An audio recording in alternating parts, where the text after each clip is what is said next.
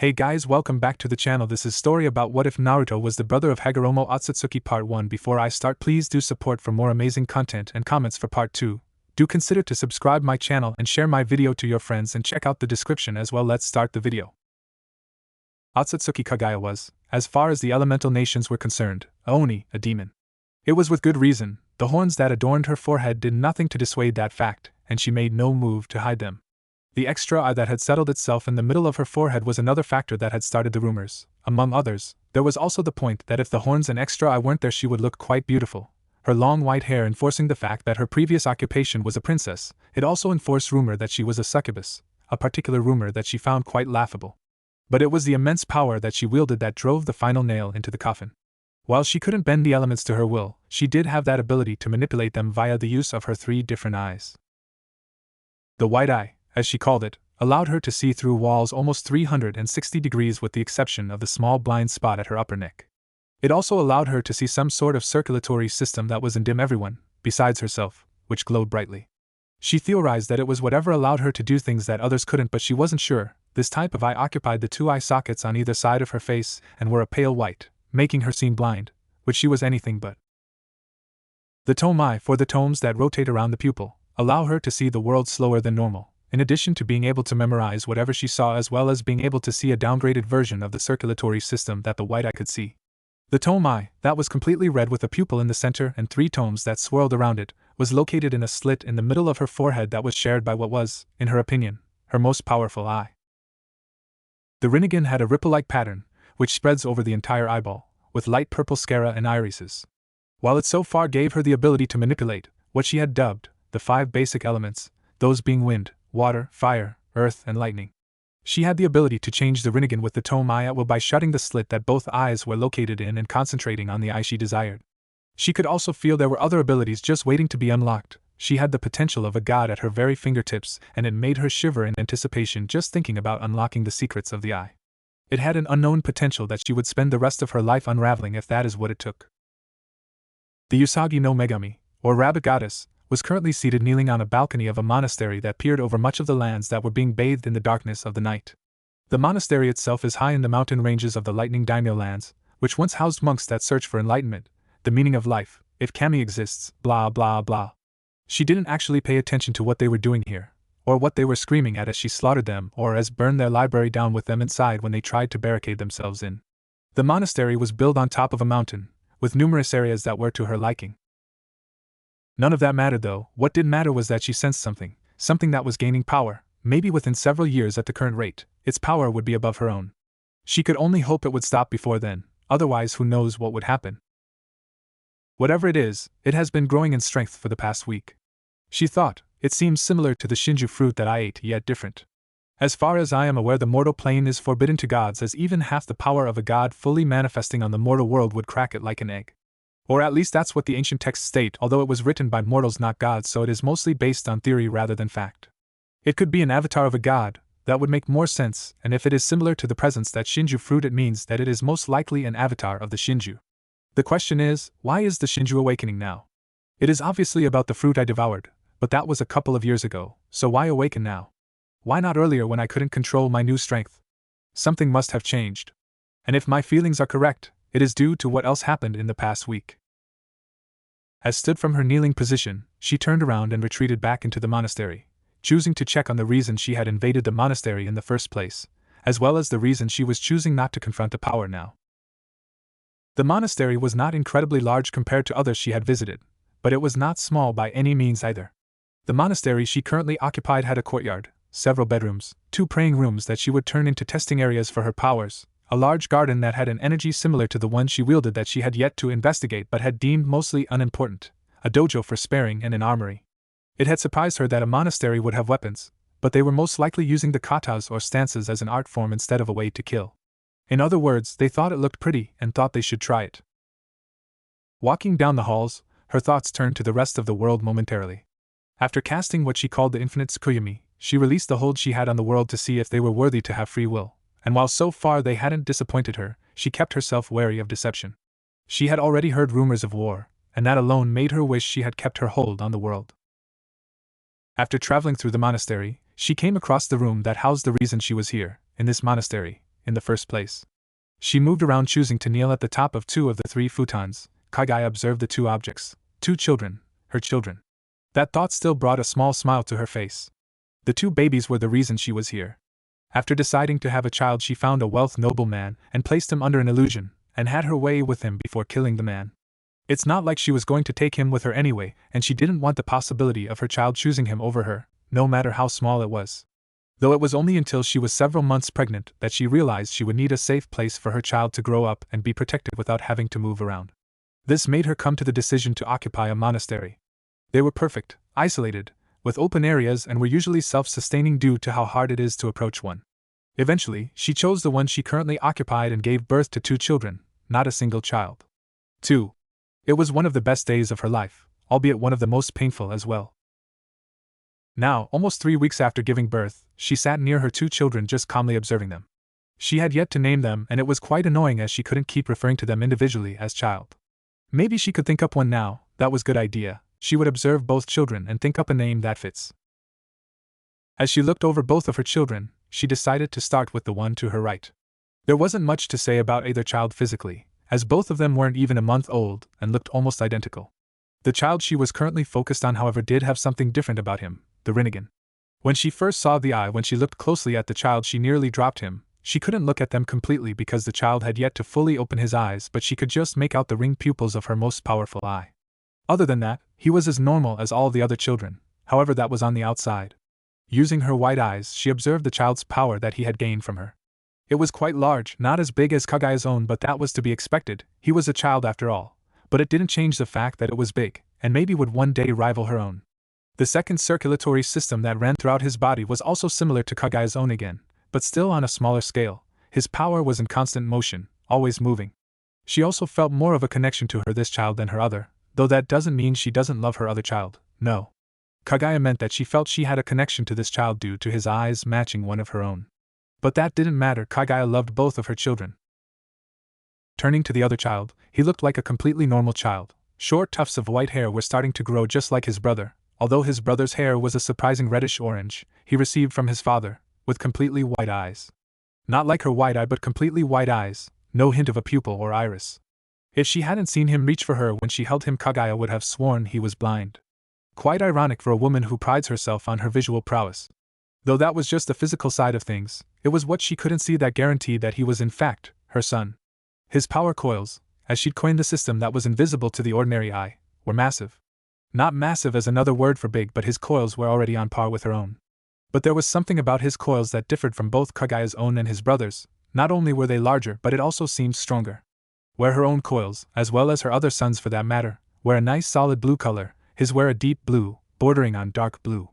Kagaya had no idea what this meant, but she knew it was some sort of advantage he had over her own power. There was also the fact that he seemed in control of his own coils. She didn't know how, but his power moved around his coils depending on his mood. The one time she had seen him cry, his power had responded and speed up the speed at which it moved around the pathways. It was extraordinary. It was like he was instinctively in control of it. Despite how different they were, Kagaya knew they were still brothers. Both of them rarely ever made a sound, but when they did, it was usually in tandem with the other. And now, as Kagaya looked at them, she knew both her sons would be destined for greatness, for glory. But this still didn't help with her original problem of naming the 2 children before her. As she turned her head back to the eldest twin, the one on her right, a name struck her, one that she knew would change the world on a massive scale, one that would change the way the world and the people in it worked. As she looked down on the child that had the same ripple eyes as her, she whispered his name. Otsutsuki Hagoromo, you will change the world and all who live in it, this I know is true. As she turned to the other child, the one who was different and similar at the same time, she smiled. He would also do amazing things, she was sure. But his future she felt mostly uncertain about. But one thing she did feel certain about is that he would have the ability to change things, to be able to ruin even the best of plans and make the most impossible of things happen. She smiled. Otsutsuki Naruto, my little maelstrom, you will be the one to keep people on their toes, the one impossible to predict, and will do things even I would find impossible. As she finished her naming of her children, her thoughts turned to that of sleep. She stood up before moving off to the third futon in the room, and as she drifted off into a slumber, she wondered just how her sons would change the world. As she sat, knees folded beneath her, Kagaya reflected over the years that passed since she had given birth to her 2 children. 2 babies had turned into toddlers and from there into the 7-year-olds they currently were. The years passed relatively quickly with small bumps, but she had believed that she had succeeded in raising 2 smart and intelligent. Get back here, Naruto. You have to take your punishment like a man. A childish voice that she recognized yelled. As the noise reached her ears, she withheld a little sigh. Despite her intention to raise them like children that were worthy of the station of a noble, meaning not childish, both of them had moments when it seemed like she had made no progress at all. Naruto was incredibly resistant to her methods, it seemed. While Hagoromo had welcomed her lessons and tried to act dignified and wise at all times, despite still having the stature of a child, Naruto had shown he was instinctively childish, and took every opportunity to remind both herself and his brother that fact. It's not my fault you fell off a branch and into pond. That's all you. Another voice, Naruto, yelled back. You pushed me. The first voice accused loudly. Not my fault you're not aware of your surroundings. Naruto yelled back. Kagaya released the sigh she tried to withhold. This was a common occurrence. Hagoromo would try to complete his daily meditation in a tree above a pond in the garden, and Naruto would come along and try to make a fool of his older brother by pushing him into a pond somehow, usually succeeding in his endeavor. Kagaya honestly didn't know who to be disappointed in more, Naruto for the prank or Hagoromo for not moving after the 5th time. Kagaya simply turned her head to the right as she watched 2 7-year-old children burst out from the bush with speed that 2 children shouldn't have. The first having white hair that was starting to hang down, completely white eyes, wearing a brown monk's robe with red magatama down the front, barefoot, with small bumps on his forehead that would eventually grow into horns much like Kagaya's own. Kagaya's belief that Naruto wasn't blind turned out to be true. Kagaya had actually believes that Naruto has better eyesight than normal in exchange for not having his mother's or brother's eyes. The fact that Naruto would never have awesome eyes like his mother or brother at first made Naruto sad at first, a bit jealous that Hagoromo had the same eyes as his mother before Kagaya pointed out that Naruto had the same hair as her. Naruto then swore he would wear his hair long just like her, which made his mother smile a bit at the promise, believing it to be cute. The second boy that came out from the bushes had short reddish hair with purple eyes that had ripples that spread out from the dot at the center of the eye. He was also wearing the same robe as the boy before him and was also barefoot. Hagoromo had grown up to be a serious child like Kagaya wanted. He played with his brother sometimes but would usually choose to read the books that he scavenged from what left of the library or meditate usually. This was what originally started Naruto's reign as the self-proclaimed prank king, believing Hagoromo should stop being boring and have fun instead of sitting still and doing nothing. Despite Hagoromo's constant objections to Naruto that meditation was doing something, Naruto continued to prank Hagoromo whenever he found him meditating. When questioned why he continued to constantly prank his brother, Naruto only replied, I'm bored and Hagonikan isn't doing anything important. Naruto seemed to find infinite amusement in calling Hagoromo his nickname. The 2 children continued the chase with speed that would astound an outsider but was just normal in the family of 3.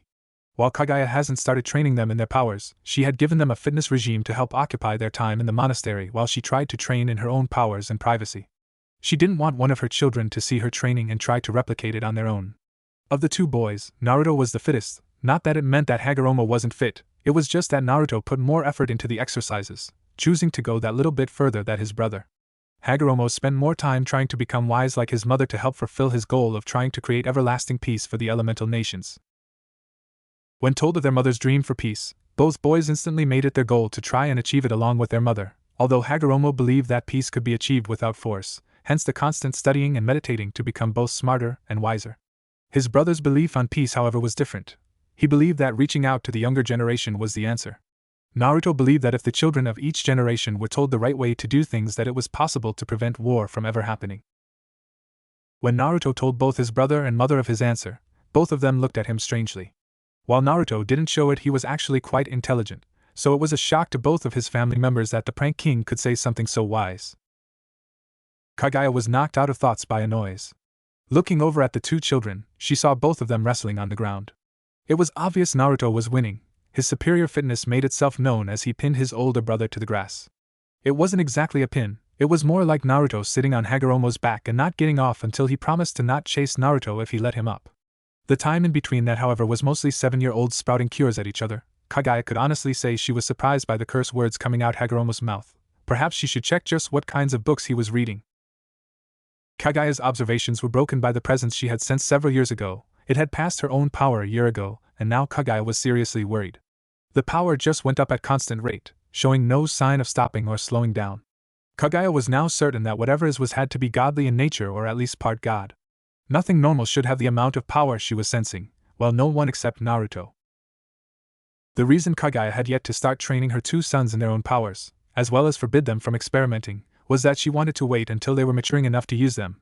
Teaching 5-year-olds things that could blow up houses was not a good idea.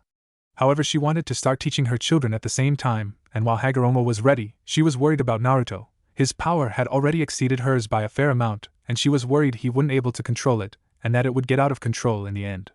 Though she had already wasted time and put off her children's training, the power of this being was making Kaguya slightly nervous. I can't keep putting this off, she thought. Sooner or later, whatever is gaining power will do something with it, and I can't put my sons in danger by not teaching them anything to defend themselves with. Besides, the level of Naruto's power will continue to rise in age just like Hagoromo and myself. If Naruto has trouble with his abilities, I'll just have to help him a bit more than his brother. With her mind made up, she took a deep breath and calming herself before standing up and facing Hagoromo, who was still on the ground but now struggling profusely, and Naruto, who was on his back and appeared to be attempting to give his brother what he liked to call a wet willy. Kaguya simply tried to stifle a smile at the funny scene before composing herself. Hopefully training in his powers would help quell Naruto's boredom and get him to quit his pranking. Naruto, Hagoromo, in front of me, now, Kaguya commanded in a stern voice. Immediately both Naruto and Hagoromo were standing in front of her, hands by their sides, their face flat. They knew better to joke around with the serious side of their mother. While she usually let them do whatever they want within reason, in return she expected to get listened to when asked. The one time that they didn't was a time they didn't want to remember, but both of them had bruises for weeks. As Kaguya looked over her two children, she spoke again, this time with a softer voice. I have done some thinking over the past few days and decided to start training you both in your power. As she predicted, both of them opened their eyes wide and looked at her in surprise. Before they could comment, she had already continued. This time she returned to her hard voice. In return, I expect you to listen to my every word regarding this matter, okay? That means that you do not experiment with your powers alone unless I say that it isn't dangerous. You don't use your powers against each other unless in a spar. Also, individual rules for each of you. Hagoromo, you do not attempt to copy anything you see me do and do not attempt to find out any powers of the Rinnegan. Okay? Hagoromo nodded, showing he understood, and Kaguya turned her attention to her youngest. Naruto, you do not attempt anything you see me or your brother use, because you don't have the Rinnegan and you might hurt yourself somehow. Everything you learn will have to be from scratch. Do you accept this? Naruto looked up at his mother with unwavering eyes and nodded. While Naruto didn't know what he could do, he felt the need to prove he was just as good as his brother could be. While he got over the fact that he would never get the Rinnegan, Naruto always felt left out when his mother and brother discussed the abilities of the eye. Because Naruto had no idea what powers he had, hearing his two family members talk about their potential and what they could or would be able to do always left a stinging sensation in his chest. Now, however, he was determined to change that. The next time his family talked about powers, he would be right there telling him his theories about what he could do. Good, because if either of you break these rules, I'll stop teaching you and make sure you feel eternal pain. You got that? Both siblings gulped at the threat and nodded. They knew their mother well to tell when she was serious about going through with something. After a few seconds of silence, Hagoromo worked up the courage to ask a question. So we're finally going to be learning how to use chakra? Said Hagoromo, while his younger brother and mother held back a snigger and smile, respectively. Ever since he was little Hagoromo and he first heard of the power his mother wielded, he had, in a rare bout of childish logic, declared that it was called chakra. Despite his growing maturity, Hagoromo still called the strange power chakra and was determined to his brother and mother behind his idea. Yes, Hagokun, I'm going to teach you about chakra? Smiled Kaguya. Hagoromo winced a little at the embarrassing nickname before smiling at the fact that he had got his mother to start calling the power chakra. Naruto sniggered again at the nickname his brother had gotten from their mother before looking at her. So what are you going to teach us first, Ka-sensei? Asked Naruto with an eager look. Kaguya smiled and a glint appeared in her eye. Time to begin the torch training. Otsutsuki Naruto was wondering what was wrong with him. Wondering what he was doing incorrectly. But the only answer that came to him was nothing. For months after his mother had finally agreed to train both his brother and himself, and he was getting nowhere while his brother was working on mastering his force powers. It was frustrating how his brother was having more success than him. Naruto was currently in what was once a room of prayer for the monks that used to live in the monastery. The room had been changed by his mother in the time his family had lived in the monastery, and the room was now just a large square box that was about 5 meters high and 20 meters from one end to the other, with the other prayer room being identical. Naruto sighed. He'd done what his mother had said and just meditated, hoping the abilities that he had would just come to him like it had to his mother, but it wasn't working. It didn't help that he was completely surrounded by brick and rock. Naruto was used to feeling the air around him, feeling it through his hair, on his skin, He especially liked it when it was windy, with the air pushing against his skin, ruffling his hair with his clothes flapping around, standing up on his toes and the feeling of them not touching the ground. Wait a minute. Naruto opened his eyes and looked down. Naruto would later deny that he was the one that made the girlish scream that drew his mother and brother from the other former praying room to his own. He was hovering off the ground. It was insane, sounding almost impossible, but he was suspended about 2 meters off the ground. As his brain caught up with what he was seeing, he became incredibly excited. Unfortunately, that quickly turned to fear when he started to lean forward. Quickly trying to steady himself so he wouldn't hit the ground, he moved his right leg forward and thrust down unconsciously, adding more chakra to whatever he was doing. This was proven to be the wrong thing to do when he was propelled upwards. Realizing that what he was doing was similar to a front flip, he brought his legs together, keeping them straight. It was in that second when he realized what his mother said about it coming to him instinctively. Now knowing what to do, as he finished the front flip in the air, keeping a steady amount of chakra coming out from the bottom of his feet, he managed to regain his balance as whatever he was pushing out the bottom of his feet met the ground and kept him afloat. Now, though he was about 3.5 meters in the air, he quickly composed himself and tried to continue doing whatever he was doing while also figuring it out. After observing it, he realized that during his thoughts of the wind he had unconsciously been pushing chakra out the bottom of his feet, and his thoughts of wind had made his chakra change the form that it came out and resulting in him being lifted off the ground. In simple words, his chakra reacted to his thoughts, turned into wind, and it pushed him off the ground. It was just as he was finishing these thoughts that the door to the room opened, and his mother and brother walked. "Are you okay, Naruto?" we heard a scream. His mother said as she walked in before stopping and looking around before frowning. "Naruto, where are you? If this is one of your tricks." "Ka-san, I don't think that this is one of Naruto's tricks," Hagoromo said as his wide eyes locked on to his younger brother. His eyes had been able to see the chakra coming from the ceiling. "What makes you say that?" his mother said as she turned her head to look at him. Hagoromo didn't answer at first but instead pointed towards the ceiling. "That," he simply said. As the self-proclaimed Oni turned her head upwards before her eyes mimicked her eldest son. There hovering in midair was Naruto with a smile she knew wasn't going to be coming off his face anytime soon. "Hey Ka-chan," he said in a sing-song voice. "Guess what I can do?" Somehow she knew that this was only the beginning. When Otsutsuki Kagaya heard what she thought was the girly scream of her youngest child, she didn't really know what to expect when she walked into the room he was occupying with her oldest in tow. But she was pretty sure that seeing him suspended in midair by nothing was not one of them. At first she thought that he had inherited some sort of illusion ability from her, and that what was currently in front of her was an impressive illusion meant to deceive her, but channel chakra, as Hagoromo insisted that she couldn't keep calling it power, into her wide eye quickly disproved that theory. She could see his chakra traveling around his body, only this time it was at a constant, relatively fast pace. The chakra traveled around his body, but when it got to his feet, some of the chakra was siphoned off, appeared to change somehow and become pressurized wind that shot out from his feet. Kagaya was shocked, while she could manipulate the 5 elements, and some sort of force thanks to the Rinnegan. But that was just it, manipulating. What she could do with the elements was like a giant trying to pick up a grain of sand. While she could use the elements, she would never have the kind of control that her son was displaying before her. "Hey Ka-sensei, look at me, I can fly like a bird." She was shaken out of her musings by the object of her thoughts starting to move around the large praying room at a quick pace, about the same speed he could run, which was quite fast.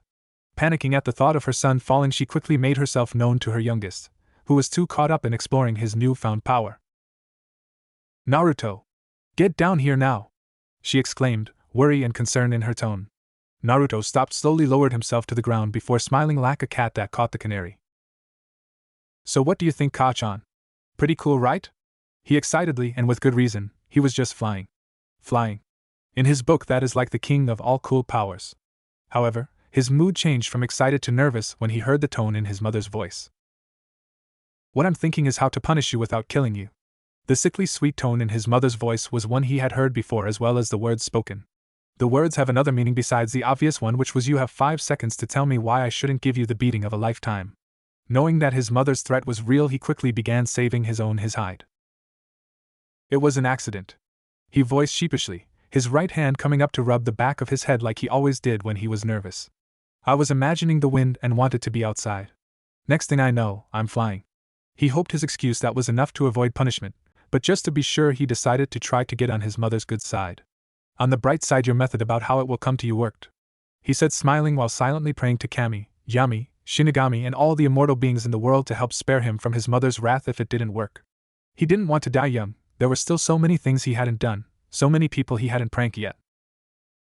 Well, his mother said, appearing to be believing Naruto's innocence in the matter. I suppose you had no control over what happened. Yes, Naruto thought he was home free, he was gonna live. On the other hand, you didn't come down straight away, so your punishment will be a beating by yours truly. Naruto blanched. Despite how fast he was, his mother was still faster and stronger than him. In other words, he was screwed. He sent pleading eyes to his brother, but the look in his elder sibling's eye was clear. Are you crazy? Every man for himself, bro.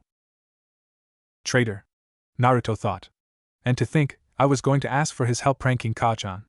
As his thoughts turned back to his mother, he faced her. She was advancing on him with a look that spoke of pain. A quick look to see if he could use his brother as a human shield turned out to be a bust, as he had already fled the room and closed the door. Oh shit. For the next half an hour the monastery would be plagued by the screams of a child and the insane laughter of his mother. Hey Naruto, didn't know your voice could go that high? Is there anything else you haven't told me? You're a bastard, you know that right, Hagoromo? Hey, it was every man for himself. What in Kami's name was I meant to do? Not be a chicken would be helpful. I acted in my own interest just like you would in that situation. Naruto had no comeback for that. It was an unspoken agreement that when their mother was angry at either one of them, it was every man for himself. Now, a day after the beating he suffered from his beating from his mother, and Naruto was still sore all over. The Otsutsuki boys knew that when their mother spared with either one of them that no punches were pulled. The same could be said for her punishments. It was a way for the boys to want to get better, to stop the massacre that was sparing with their mother and be goofed to avoid the unrivaled pain they received from mother's beatings. You could have at least tired to get me out of it. Do you know how much pain I feel right now? Naruto whined as he lay on his back in the monastery's garden. His monk robes were still ripped and torn from yesterday's beating, and Naruto wasn't in any rush to get a new one in his current state. It was painful enough to walk outside. His brother was seated next to him, meditating while their mother was working on her project. They didn't actually know what it was, just that their mother promised she would give it to them when she believed they were ready, whenever that was. Naruto sighed. Well, since he was trying to stay perfectly still to minimize the pain he was feeling, maybe he should meditate. He hasn't done it recently, and while he doesn't prize meditation as high as his brother does, he still knows its importance. Closing his white eyes, he calmed himself, slowed his breathing, opened his senses inwards and felt his own chakra and began moving it around his body. Ever since he was small, he had always had impressive control of his chakra, being able to move it around his body at whatever speed he desired, even reversing the flow if he tried hard enough. But he wasn't going to do that. Right now, he was going to meditate. He felt his chakra flow around his body like a river, never deviating. It gave him a slight sense of euphoria. Breathing out a sigh, he winced as he moved his chest. He was sure that something was fractured in his chest. He wished something would fix so he would be in so much pain. He imagined his bone in the fracture and quickly healing. It was then that he felt it, the same instinct that gave him control over his wind abilities. He knew what to do. Channeling chakra into the wound on his chest, his eyes still closed, the thought of wanting to heal still on his mind. He stifled a gasp. He felt his chest healing, the fracture healing, even the bruises on his other ribs that he didn't know he had. Hearing his brother gasp beside him, he wondered what he was seeing before stopping that train of thought. He still had his stomach, arms and legs to heal. Spreading more of his chakra to his stomach than arms and legs, he began healing the bruises that riddled the rest of his body. Once he felt his body healed, he let his chakra recede back and let it flow the way it usually did. Opening his eyes, he slowly sat up before careful prodding his ribs before releasing a sigh when he felt no pain. Feeling eyes on him, he slowly turned his head to where he felt the stare coming from and saw it was from his brother, his ripple eyes wide and his mouth slightly open. Naruto looked at him for a bit longer before grinning like a loon. Close your mouth, Hagokun. Otherwise you'll catch flies. The sound of his brother's voice brought Hagoromo out of his staring. I'm sorry. What did you say? Hagoromo said, still not quite there yet. He just say his brother healed from injuries that should have put him down for weeks at least. First flying, now self-healing, what was next?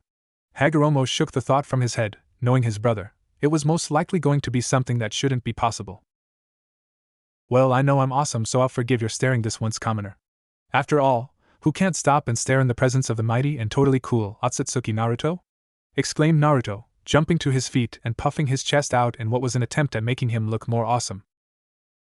Before Hagoromo could put his brother down in a mostly likely humiliating way with words, he was interrupted by his mother appearing at the entrance to the garden. Kaguya had been working on several surprises for her two sons that she would give them when she felt they were for them. When she felt a release of chakra, one that she felt was most likely Naruto doing something stupid, like playing with chakra again. Although because of yesterday she was mostly likely going to take it easy on Naruto for the punishment this time, as not only was he probably still sore from his last one but also because he was doing this on instinct with no real control over what he was doing. Unless of course he was trying to fly again using his ability over wind. In that case something would be broken just in case he didn't get the message.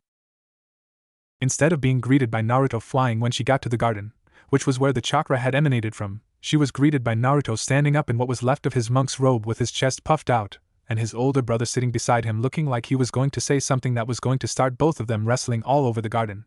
Wanting to avoid the situation, Kaguya made her presence known. "Would one of you two like to tell me who was using chakra and for what reason?" The sound of their mother's voice made both boys snap their heads in her direction. Soon after that, Naruto stopped puffing his chest out and Hagoromo stood up on his 2 feet. Naruto then gave a nervous smile to his mother. Possibly debating on running, Kaguya idly thought. Naruto then spoke up. "I found out another one of my abilities, Ka-chan," Naruto said before quickly adding. "And believe it or not, it wasn't dangerous in any way." Kaguya arched an eyebrow, asking for that explanation to be expanded upon. "My new ability lets me make my chakra heal myself," Naruto explained before scrunching his brow together in thought. "It may also allow me to heal others if I can bring that sort of chakra outside of my body," he added, like an afterthought. Hagoromo then spoke, adding his opinion. "I agree with my brother on both accounts, Ka-san. He did heal himself, and it may be possible for him to heal others if he can bring that kind of chakra out of his body," said Hagoromo. He then paused for a minute before adding more on to comment. "But it is also my belief that he will have to study extensively about what he wants to heal before he can actually do that." Kaguya raised an eyebrow. "And what makes you believe that, Hago-kun?" she asked. Naruto managed to hold back a snigger. The last time he laughed out loud, his mother started to constantly call him Naruto-kun for the entire day. His mother doesn't usually call him that unless she wants to embarrass him, or is incredibly proud of him. Either way, he usually came out of the situation embarrassed, so he learned to laugh on the inside. Hagoromo's cheeks tinged red slightly before he composed himself, as much as a 7-year-old kid could anyway. When he performed the healing ability, he healed himself. It was just that, he was himself. He already knew exactly where and what he needed to heal. But if he was healing someone else and they were unconscious, he would have to know what was broken, especially if he was healing one of us, as our own chakra might reject his, believing it be doing more harm than good. Kaguya thought about what her son had said and realized he was completely. "Hang on, wait a minute, I didn't do anything." Naruto interrupted her train of thought with his words. "All I did was imagine myself to be healed." "What do you mean?" Naruto's brother asked curiously. "It's not like you could have just imagined yourself healing and you did." At the end, Hagoromo scoffed. "That's impossible, it must have been your chakra." "That's not what I mean, idiot," Naruto said indignantly while turning to face his brother. Honestly, he was dumb. "What I meant was that the same thing happened yesterday. It was instinct. I imagined myself healing and then I suddenly knew how to do it. Then when I moved my chakra over the areas where I was injured, my chakra healed me. I didn't think about my bones mending or anything at all. It was like my chakra knew what was injured and fixed it." The mother of two watched her children bicker while she thought over the situation. Naruto's chakra had healed him, that much was obvious, but what was left uncertain was if the chakra acted on its own or if it used her son already had. There was only one to find out. "Both of you stop." Instantly both of the children stopped arguing and stood in front of Mother, hands by their sides. "Here is what is going to happen. Naruto, you are going to work on bring that chakra out of your body. Once you do, I'm going to find an animal and injure it. You will then have to send out your chakra to fix whatever I did. This will determine if you can heal injuries that you don't know about, okay?" Naruto nodded. "Good," she said before turning to her eldest and speaking. "Hagoromo, you can choose to either stay with your brother or do something else, it is up to you." Hagoromo also nodded. "Good, Naruto, you may begin." While she went away to find an animal, Naruto turned around and sat back down, determined to recreate the feeling from before. His brother followed him, choosing to observe his younger sibling, watching the chakra around his hand spike. What his brother was doing definitely demanded observation. Naruto could have the ability to heal almost anything. He also wanted to see if maybe he could recreate this. Hagoromo had always been about peace, and this was the perfect technique to help him. But even if he couldn't heal people, he was happy for his brother. He knew his brother felt a little self-conscious of abilities, feeling that he might not measure up to his mother's standards. After all, their mother told the both of them that she found out about an ability that could summon animals for battle. Another ability lets her create some kind of strange armor and change her arms into weapons of some sort. They had theorized that they were some kind of advanced weapons. They hadn't even found out all there was about the Rinnegan, and even now it was a lot to live up to, so he could understand Naruto's excitement over a new ability. I got it! A voice cut Hagoromo off from his musings. As his eyes focused on his brother, he noticed that Naruto's hands were bright green and glowing. Thanks to his eyes, Hagoromo saw that the usual dark blue coat of chakra that completely surrounded Naruto's body was now broken by the green chakra that enveloped his hands. Hagoromo was so into looking at the bright color that surrounded Naruto's hand he missed his brother calling his attention. Hagoromo. Naruto called. No response. Hagoromo snapped out of it. Naruto went to place his hands on Hagoromo's shoulders. Unfortunately for Naruto, he still had the healing chakra coming out of his hands, and Hagoromo chose this moment to come back to reality. As his eyes focused, his Rinnegan eyes made out the chakra that was coming incredibly close. Hagoromo's brain only registered incoming chakra and hit. Snapping his arms up, taking Naruto by surprise and grabbing him at the wrist.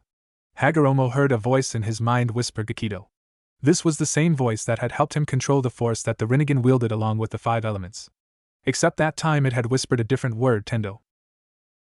When his hands touched Naruto's wrists, the chakra around Naruto's disappeared and Hagoromo felt an influx of something he couldn't describe.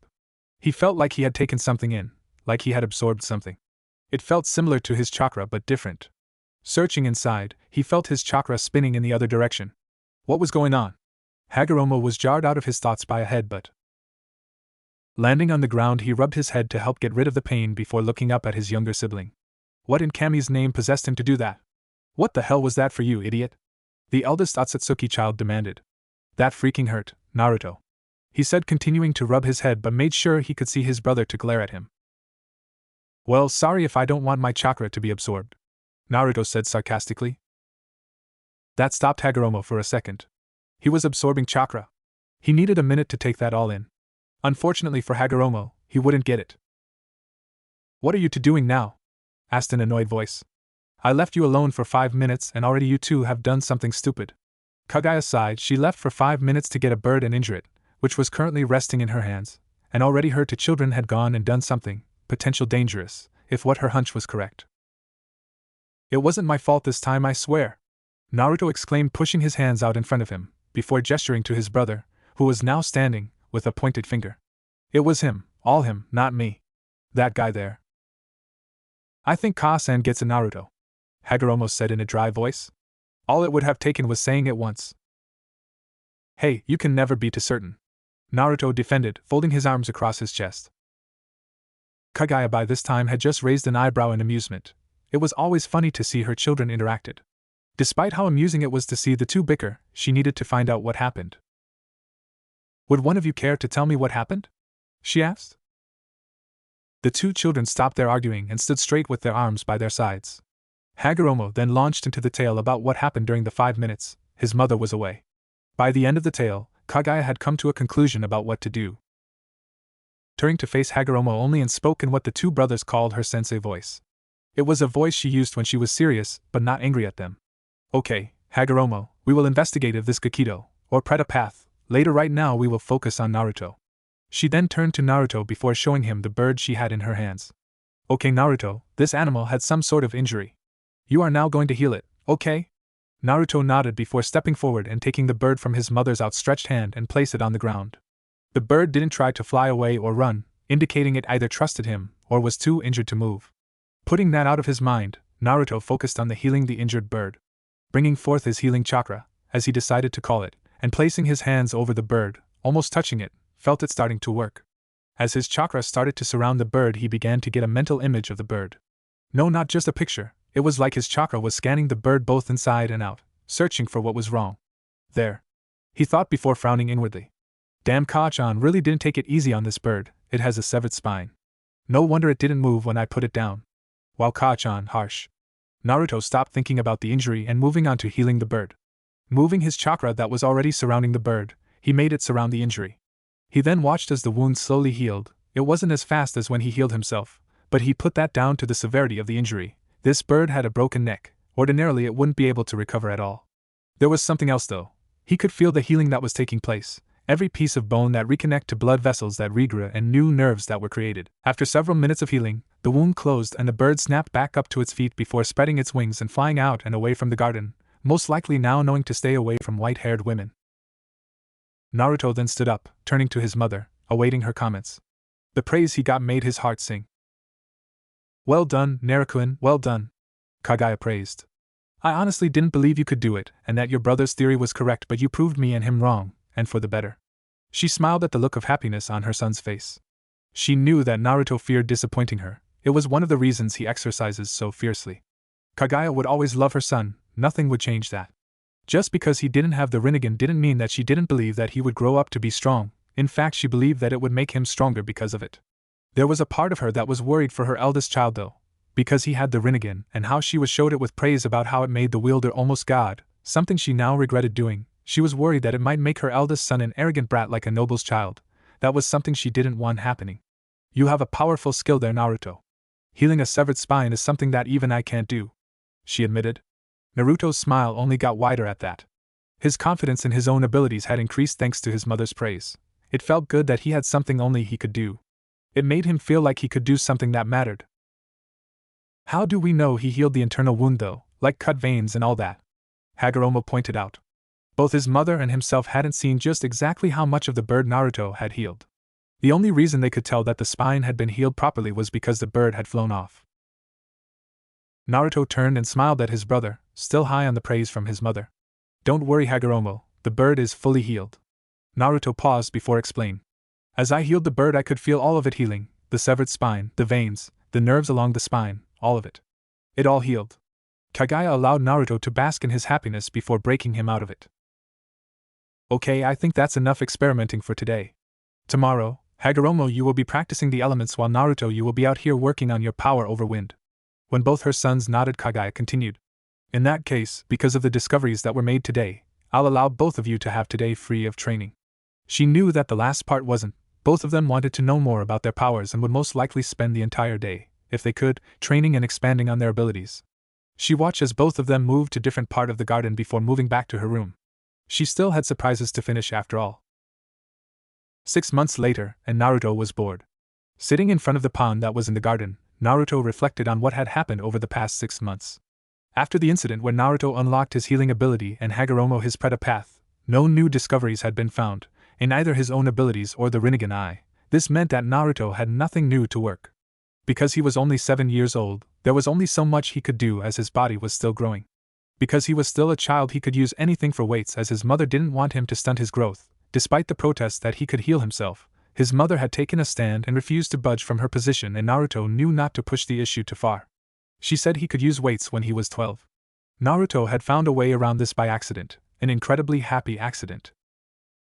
Naruto was trying to mimic two of his mother and brother's Deva Path techniques called Shinra Tensei, Almighty Push, and Bansho Tenin, Universal Pull, with wind. When trying to mimic Shinra Tensei, Almighty Push, he miscalculated how much power he put into the technique and it ended up launching him back. In his panic state, he channeled chakra into his feet, causing him to stick to the ground. When he regained his bearings and realized what he did, he found out that if he channeled chakra into his feet, he stuck to the ground. Then, after a brainwave and trial and error, he managed to get himself to stick to walls and ceilings and even walk or run up them. After another thought, Naruto now sticks himself to the ceiling and does sit-ups for exercise, though he has to remember to channel chakra into his feet so he doesn't fall off. It was incredible funny when he walked into the room where his mother and brother were practicing and casually walked up the wall and hung there like an everyday occurrence. Their faces were hilarious. Despite no new powers, Naruto did find out a few things about his own powers. As it turns out, Naruto doesn't need to consciously think about healing anymore. After initially unlocking his healing ability and using it, he hasn't had to use it to heal himself since, except for serious injuries like broken bones. And even then, he only has to concentrate for a second to heal the broken bone.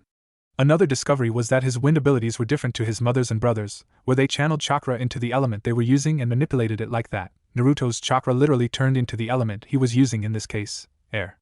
It was discovered after his mother and brother couldn't see the chakra in his wind attacks like they could in theirs. Just to be sure, his mother used her Tome Eye and White Eye to check. No chakra in use at all. This meant that they couldn't absorb his attacks with their Predapath. Hagoromo forgot this once during a spar and thought he could absorb his attack. Needless to say, he made sure not to forget it after that. Another thing that his family had discovered about his powers was that he had superior control of air than either of them had. Naruto could control any part of the air around him at will without moving if he desires, though that took a lot out of him, while his mother and brother could only launch chakra-based attacks from the general area around their body. Naruto could do so many things with air that neither his brother or mother could do, fly, turn the wind into shape-based attacks, levitate objects using the wind around it to grab them and lift them, though he was still working on that, fly, create ferocious winds, fly and make the wind softly blow the opposite way, making his monk's robes blow, in his words, heroically against the wind. Both his mother and older sibling laughed when he showed them that. Now, though he was bored, he felt like he had exhausted all he could do with his element in such a small space. His mother had forbid him from trying to create a tornado, so here he was, bored. He didn't want to exercise any more today, and both his mother and brother were training. When he asked his mother what he could do, she only said to try and discover his other abilities. Stupid powers. Naruto grumbled. Why can't more of them unlock themselves or something? Sitting here is so boring. Why can't I use hay? He perked up. If I can use one element, there's no reason why I can't use other elements like Kachan or Hagoromo. After all they can, so why can't I? With a new resolve, he sat down in a meditation position, legs crossed and arms on his knees with his back straight. Okay, if unlocking any more elements is anything like wind, I'll have to imagine the feel of the element and the characteristics of it as well as what I want it to do. Deciding to start with water, seeing as there was a lake right in front of him, he closed his eyes and calmed his heart rate. He imagined water, how he splashed Hagoromo in it when they played in the pond, how it felt on his skin. He imagined water rising up out of the lake in the shape of tendrils. He imagined more tendrils of water joining the first, and started to swirl around in a circle in the lake, getting faster and faster, and Naruto was cut out of his thoughts by water splashing him in the face. Opening his eyes, he was greeted by the sight of tendrils of water in the air in a circle before they splashed back down into the pond due to his lack of concentration. Naruto simply stared at the pond for a moment before pumping his right arm into the air in celebration. Hell freaking yeah! He exclaimed. I am going to be such a badass in the future, Naruto said to himself with a smile so wide one might think his face might break. High in the mountainous region of Lightning Country, a monastery rested carefully on the rocky peak. Within a garden in that same monastery, two boys faced opposite each other. Both of them stood across from each other in a large dirt circle. Arms forward in a fighting stance, eyes locked, senses alert. Both 12-year-old children knew not to underestimate the other, and that a split second of lost concentration could mean losing to the person opposite. Both boys were bare-chested, showing off years of rigorous training in the form of a muscular upper body. The only article of clothing they had on were baggy woolen pants that allowed for quick movements with minimal resistance. The only thing that distinguished them was their eyes and hair, one having short red hair with purple ripple-like eyes, the other having long white hair down to the middle of his back and pure white eyes. Both boys also had two horns that adorned their foreheads, both sets being a few centimeters tall. The garden they occupied was silent, like the inhabitants were holding their breath, waiting to see how the fight would begin. It was the one with white hair that started the fight. Rushing forward, he traveled the distance between them in the time it would take for an ordinary person to blink, leaving his opponent no room to move. He appeared in front of his opponent, launching a right kick to the red-haired boy's side with speed that most would find impossible to keep up with. His opponent, though, was not most people. Blocking the kick with his left foot, the red-haired boy thrust his right arm forward, trying to hit his opponent with a palm thrust to the chest. The keyword being trying. The white-haired one seemed to be able to read his opponent's move, already moving his left hand to grab the boy's wrist. Succeeding, the white-eyed child yanked the other child's arm forward before letting go of his wrist, while simultaneously punching the redhead in the chest, launching him back several meters before he came to a stop. It was stupid of you to try and fight me up close, Hagoromo. You know I'm better than you in that regard. The white-haired one taunted. The other child, Hagoromo, just rubbed the part of his chest where he'd been punched. I know that, Naruto. What do you think I was trying to do with that palm thrust? Hagoromo said. Damn, he wished his brother didn't punch so hard. Although, he thought, it could have been much worse were this not a spar. His brother had recently found out how to channel chakra into his fist and release it in such a way that when he punched, he could knock down several trees. They had the proof in another part of the large garden that made up part of the monastery. Hopefully I won't have to use dash. He was shaken out of his thoughts by his instincts screaming at him to move. Deciding to trust them, he leaped to the side. It was only his years of training and naturally quick reflexes that helped him narrowly avoid a bolt of lightning that struck the ground, with enough heat and power to scorch the earth and throw up a small amount of dirt. Turning to his brother, Hagoromo yelled out at him for his stupidity. What the hell was that, you dumbass? You could have killed me. You have to remember that your lightning is far more deadly than mine, and also travels a whole lot faster. Naruto, from across their makeshift arena, rolled his now yellow eyes that were slowly fading back to white. Why, thank you for that, Hagoromo. I obviously didn't know that after using lightning for several years. Naruto said sarcastically. You do know that there wasn't enough chakra put in that attack to kill you, right? Naruto said, smiling, His brother still got angry at the smallest of things. I scorched the ground, Hagoromo yelled. Yes, I can see that, Naruto said, smirking. Still doesn't change the fact that it wouldn't have killed you. Now are you going to continue whining like a baby, or are you going to fight? Naruto said, goading his brother while falling back into his original fighting stance. Hagoromo said nothing, simply getting back into his own fighting stance. There was a moment of silence before it was broken, this time by Hagoromo. The boy leaned his head back before quickly leaning forward and exhaling a great breath of orange and red flame twice as tall as the one it was aimed at. Instead of panicking, Naruto stayed calm. Using his ability over water, Naruto moved both his hands back before thrusting them forward towards the pillar of fire that approached him. Almost immediately, two things happened. One was that Naruto's white eyes started to glow blue. The second was that a large bubble of water appeared behind him, the result of water vapor and the air joining together via Naruto's will, before it moved forward in front of Naruto and spreading to form a wall of water that blocked the flames with a hiss. Trying to keep the momentum, and not wanting to give his brother an inch, using the rest of the water he had, Naruto pulled his hands back before thrusting them again, this time fingers first. The result was the remaining water from the water wall splitting into multiple small bubbles before elongating into spears that then shot forward towards his brother's position. His brother, who hadn't moved from his position, simply knelt down and punched the ground, causing a wall of earth to erupt from the ground, blocking the water spears. Like his brother, Hagoromo then thrusted both hands towards the earthen wall, causing it to move forward. On the other side of the earth wall, Naruto smirked. Instead of dodging around the wall, or even destroying the wall like his brother would expect him to do, he decided to try out a new move that he had theorized would be able to take out his brother, especially if he didn't expect it. Running towards the approaching wall, Naruto leapt up to the top of it before pushing off the wall and launching himself into the air. As he reached the peak of his jump and slowly started to descend, Naruto gathered pressurized wind into a ball beneath his bare feet, while strengthening his legs and feet with chakra internally. Naruto grinned as he approached the ground. It didn't really matter anymore if his attack hit his brother or not anymore, he just wanted to try out his new move. As he neared the ground, Naruto called out the name of his attack. Kaze Purusu, Wind Pulse. As Naruto hit the ground feet first, the sphere of wind beneath his feet was but under amazing pressure because of the combined factors of Naruto's weight, the speed he was falling at, and the solid earth underneath the sphere. Not being able to go up because of Naruto's weight and speed, and not being able to go down because of the earth, the sphere of wind did the only thing it could do. It exploded to the sides. A ring of air shot out from underneath Naruto at breathtaking speeds, kicking up dust as it rocketed outwards before slowly losing momentum.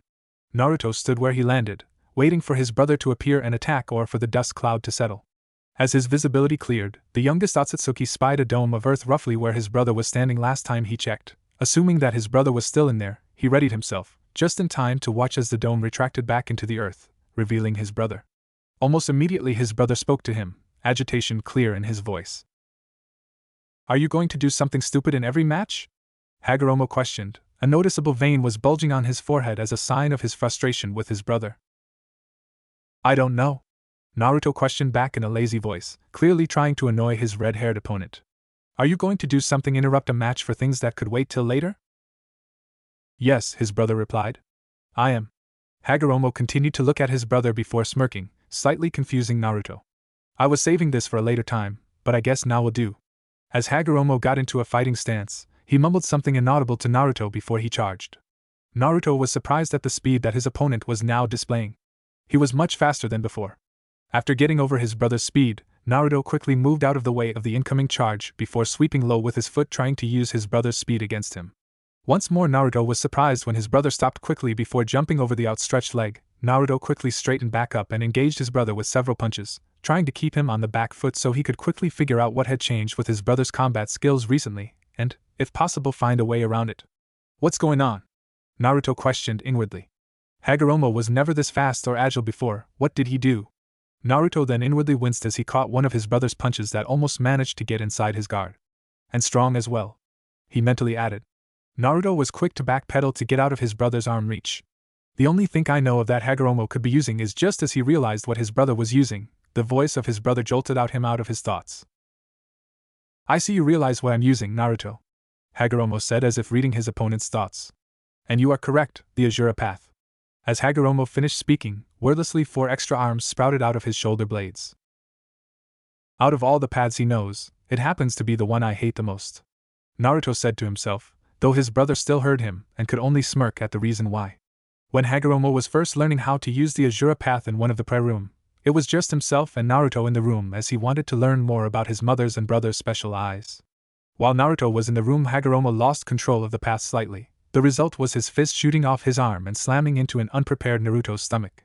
Hagoromo's youngest brother rolled around in pain on the floor. Hagoromo himself laughed until his voice was hoarse. Since then, Naruto has steered clear of his brother whenever he used that particular path. Don't tell me you're still upset about the Azura incident? Hagoromo asked, while stifling a laugh. After what had been dubbed the Azura incident, the youngest of the Otsutsuki had told both his mother and brother that if they used that particular path in front of him with the exception of a spar, he would leave the vicinity immediately. And you wouldn't after being hit in the gut by a flying fist. Anyway, how do I know you have control over that path and that you won't just start firing fists at me? Naruto said as he eyed the 6 fists wearily, as if he expected them to explode. I wouldn't be using the path if I could control it perfectly. Have some faith in Naruto. The eldest Otsutsuki sibling replied to his brother. I did, his brother mumbled. And a fist hit me in the gut. If Hagoromo heard his brother, he made no move to show it. Fine, I guess when I beat your ass it will feel all the sweeter. The youngest sibling then smirked. Let me show you something else I have been working on recently. As he spoke, Naruto's normally white eyes turned a fiery red and Hagoromo frowned slightly as he recalled why that was. After a couple of years using his elements, Hagoromo and his mother noticed that when Naruto used a certain element, Naruto's eyes would turn a light shade of the respective element. However, the light always got slightly darker and closer to the color of the element Naruto was using. Their mother theorized that the closer the color was the element Naruto was using, the higher the mastery Naruto had over that particular element. But that wasn't the reason Hagoromo was frowning. The reason he was frowning was because during a fight a few months earlier, Naruto was using the elements heavily while fighting against Hagoromo when Naruto suddenly stopped and his eyes flashed different colors. Sometimes both eyes were the same color, other times different colors in each eye. This continued for about a minute before Naruto collapsed backwards onto the ground, unconscious. When he awoke a day later, Naruto waved off concerns from both his brother and mother, saying that it was just another part of his abilities he unlocked unknowingly by using his multiple elements at the same time. When asked what it was he uncovered, Naruto said that he wasn't quite sure, and he would tell them when he was ready and had a firm grasp on what it was and how it worked. It was after Naruto displayed his healing ability that any new abilities that he uncovered, he would be able to practice by himself, as it was unlikely that his mother or brother would be able to help him with any abilities, and so Naruto explored his abilities by himself. That was months ago, and Naruto still hadn't shown any indication what it was his new power could do. Hagoromo got ready for the fire that he knew he would receive from Naruto. Tipped off by his glowing eyes, Hagoromo calculated that it would most likely come from the hands or feet, maybe even creating it in the air around him. Instead, though, Naruto chose to take a deep breath and release it in a blowing motion. The result was a large plume of fire to extend out of his mouth. What happened next shocked Hagoromo. The fire twisted and turned, molding itself into something, though Hagoromo didn't know what. The answer was soon clear as fire in the shape of a dragon rushed the 6-armed child. With the child barely able to jump to the side to avoid the impact of the elemental dragon, he was caught off guard though when the attack exploded, just catching him on the edge of the blast radius. While Hagoromo came out of the blast relatively unscathed thanks to his Azura path, he was still singed by the fire.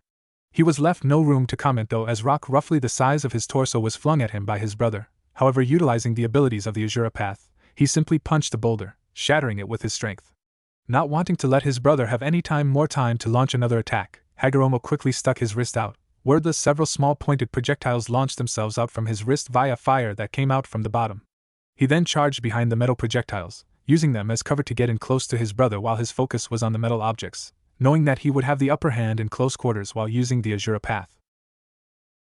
Naruto was surprised by the small projectiles, not having any knowledge of them due to not wanting to be present when the Azura path was used. However, it didn't take a genius to know that the incoming projectiles weren't friendly. Quickly gathering his chakra, while knowing that the elements would work against such a large number of projectiles, and extending his hands in front of him, a dark blue dome surrounded Naruto just as the first of the projectiles approached. After the first of the metal objects impacted and exploded against his shield, creating smoke that obscured the front of Naruto's view, Naruto inwardly thanked his luck. He seriously doubted that any earth shield or any shield of the elements he could make would be able to hold up against the current onslaught. It was then that he felt a heavy object smash into his shield with a dull thud. Naruto smirked. Poor Hago, the white-haired boy said to himself. His brother mustn't have seen his shield through the smoke created by his own projectiles. If he had, he would have used a much stronger attack to try to breach his shield, rather than charging. The shield was actually made out of Naruto's own chakra. This was another ability he discovered over the years. Naruto didn't actually the full extent of this ability, like how large he could create structures, because there wasn't enough space in or around the monastery, or how much damage or pressure his chakra creations could take, as it could withstand all of the attacks that weren't on a large scale, with the exceptions of the Deva Path's unnamed force abilities. The attacks of the Deva Path moved the chakra constructs unless they were anchored to the ground, just like anything else. There was a passive ability about his chakra construct's ability, as it had been named, that made both Hagoromo and his mother quite frustrated, though this wasn't so much an ability granted by chakra constructs but more like a side effect his chakra had on that constructs he made.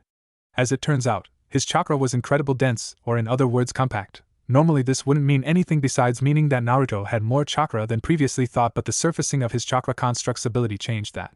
Because his chakra was incredibly dense, this made the constructs he created harder, but also meant that they were charged with more chakra than originally thought. This had the side effect of rendering the Preta Path almost useless against him unless they were fully touching him.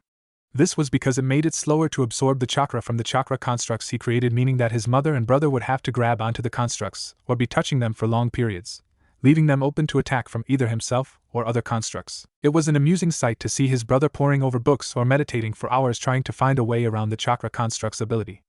Naruto was about to gloat to his brother when he heard two words that made his eyes widen. Shinra Tensei, Almighty Push. Ah crap. Naruto thought as he was flown towards the edge of the makeshift arena and landed on his back with a thud. Naruto groaned as he made his way towards his feet. Taking one of those Deva Path attacks always hurt, even when the technique's power was lowered significantly. Looking towards his brother at the opposite end of the field, now having the normal 2 arms instead of 6, he couldn't help but inwardly face-palm at his own stupidity. Why the hell didn't I press the advantage? Oh, right, too busy with the mini flashback. Note to self, have flashbacks when not sparing within close range of Hagoromo. As he got back into his fighting stance, ready to continue slogging it out with his brother, he was stopped by a voice. Hagoromo, Naruto, stop your spar and come over here, I must talk to you. Turning towards the voice, he noticed his mother standing near the entrance. He lowered his stance, noticing Hagoromo doing the same, and made his way over to his mother. Naruto's mother, Kagaya, had not changed much over the years. The only thing that was really different about her were the 4 long objects wrapped in brown cloth she was holding, 2 in each hand. As they approached her, she sat down with her knees underneath her, placing the bundles on both sides of her, and gestured for them to do the same, which they did. As they sat opposite their mother, they noticed a serious look on her face. After a minute of silence, the Oni spoke. After raising you both for close to 13 years within this monastery, feeding you, clothing you, teaching you and training you, I have come to the conclusion that in order for you both to grow both ability-wise and as people, it is time for us to leave the monastery. Kagaya waited a moment for the questions that were sure to come, and she was not disappointed. What? Why do we have to leave? This was asked by Naruto, who was followed closely by his elder brother. I agree with Naruto, what reason would we have to leave the monastery? Hagoromo said. He knew several reasons but wanted to hear them from his mother. Kagaya was silent for a moment before speaking. This monastery, while sheltering you and helping you grow, has left you lacking in knowledge that more common people take for granted. Things like how to interact with other people your own age and an understanding of how the rest of the world behaves and works, I have unfortunately stripped from you when I decided to raise you both in isolation from the rest of the world. It will also hopefully help you see why I believe that peace can only be achieved through forceful means. Here she looked at Hagoromo while he looked back defiantly. During this, Naruto sighed. How to achieve peace has been a constant argument between mother and son, both believing that their method was the true way to achieve peace. The only reason Naruto was left out of their argument was that because Kagaya's and Hagoromo's methods completely opposed each other, and because Naruto's own method of peace was almost completely different from both of theirs. After another minute of staring at each other, Kagaya and Hagoromo broke off the staring match and Kagaya continued speaking. There is also the fact that there isn't enough space to use truly devastating techniques without destroying the monastery, and both of you need to be able to use your abilities on a large scale. Here she turned to Hagoromo again, but this time spoke to him instead of staring. There is also the fact that some of your abilities require people in order to properly test, and I'd prefer it if you didn't use your brother as a test dummy. There are also techniques for other paths that I haven't told you about because they need large amounts of space. Before we leave, however, both of you need to be able to use a weapon that won't draw attention to yourselves. Here she unveiled the 4 bundles, placing 2 in front of either brother. Both of them received a sword, a katana to be precise. Both of them were almost exactly the same, the differences being the guard and the color of cloth the hilt was wrapped in. Hagoromo had his guard in the shape of an orange magatama with purple cloth around the hilt, while Naruto had a golden guard that was etched with the kanji for fire, wind, water, earth and lightning in a circle. The cloth on Naruto's hilt was a dark blue, the same shade as his chakra. The other gift Hagoromo and Naruto received was a shakujo and a staff, respectively. The shakujo was a strange black metal pole with a gold large ring stuck on top and 6 smaller gold rings hung from the larger ring. Naruto's staff was strange, made of the same black metal that made up Hagoromo's shakujo. It has a gold topping that split, going opposite ways before the sides pointed down, making the top look like an M shape. Both boys were speechless. The weapons were amazing. Where did you get these? Hagoromo asked after a minute to fully take in the weapons in front of him. The 2 swords were in the armory when I originally arrived here. The other 2 weapons were made by me. Kagaya replied to both boys' shocked features. Their mother had made these. How? Naruto asked. I used an aspect of the Rinnegan to create them both, she said simply. This shocked Hagoromo slightly more than Naruto. Hagoromo had thought he'd seen the majority of the abilities his mother wielded with the Rinnegan, although he knew that there were some abilities he hadn't seen, hence why he wasn't surprised when his mother told him he needed more space for some abilities. But to hear that there was something that could create things was a shock. Why had his mother not shown him this, and more importantly, when did she figure this out? Ka-san, when did you learn how to do this, and why didn't you show me? The technique was most like not destructive, since neither myself nor Naruto have heard anything, so why the secrecy? Hagoromo questioned. Though he knew there was most likely a reason, he was quite upset about not even knowing about the ability. Because Hagoromo, Kagaya said simply, like she chiding him. The technique I used to create the weapons you see before you is the pinnacle ability of the Rinnegan. This is something that took me years to get right, and just creating those weapons cost me majority of my chakra. This is not a technique to take lightly. She then closed her eyes and released a breath. She opened her eyes as she began to speak, her wide eyes staring into the 2 children before her. I learned this technique several years ago. Here she turned to her eldest.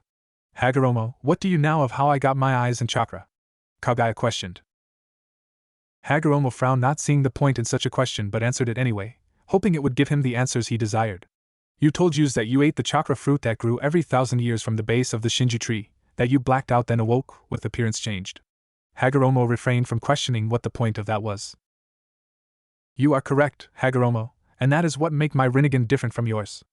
Hagoromo brows furrowed in questioning while Kagaya, who saw the beginnings of a question on his lips, held up a hand to hold him from speaking so she could talk. Throughout this, Naruto sat there silently, knowing he had nothing to really speak about in this matter. It was between his mother and brother. The difference between your Rinnegan and mine, Hagoromo, is that to unlock your Rinnegan's abilities is a combination of instincts, as seen when you unlock the Preta path, along with experimentation and practice. My abilities, however, surface the same way as yours with the addition of another way, meditation.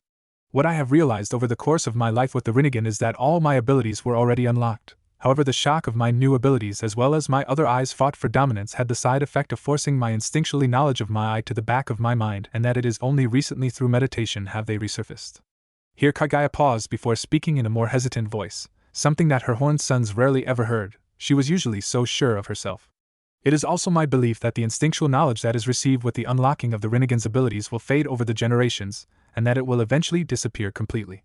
This is because it has already started with you, Hagoromo. From what you have told me of your instincts, they are already noticeably weaker than my own, though that will not impact on your overall strength. Paused, letting her eldest soak up the information while she inwardly debated over what to do next. I will have to eventually tell them, she thought, frowning internally, not wanting to let her sons see her inner turmoil. They need to know the reason why I have trained them. Despite the faith she had in her sons, she was still worried it wasn't enough to face what was coming, or that one of them would do something stupid. I must have faith in them to do what must be done.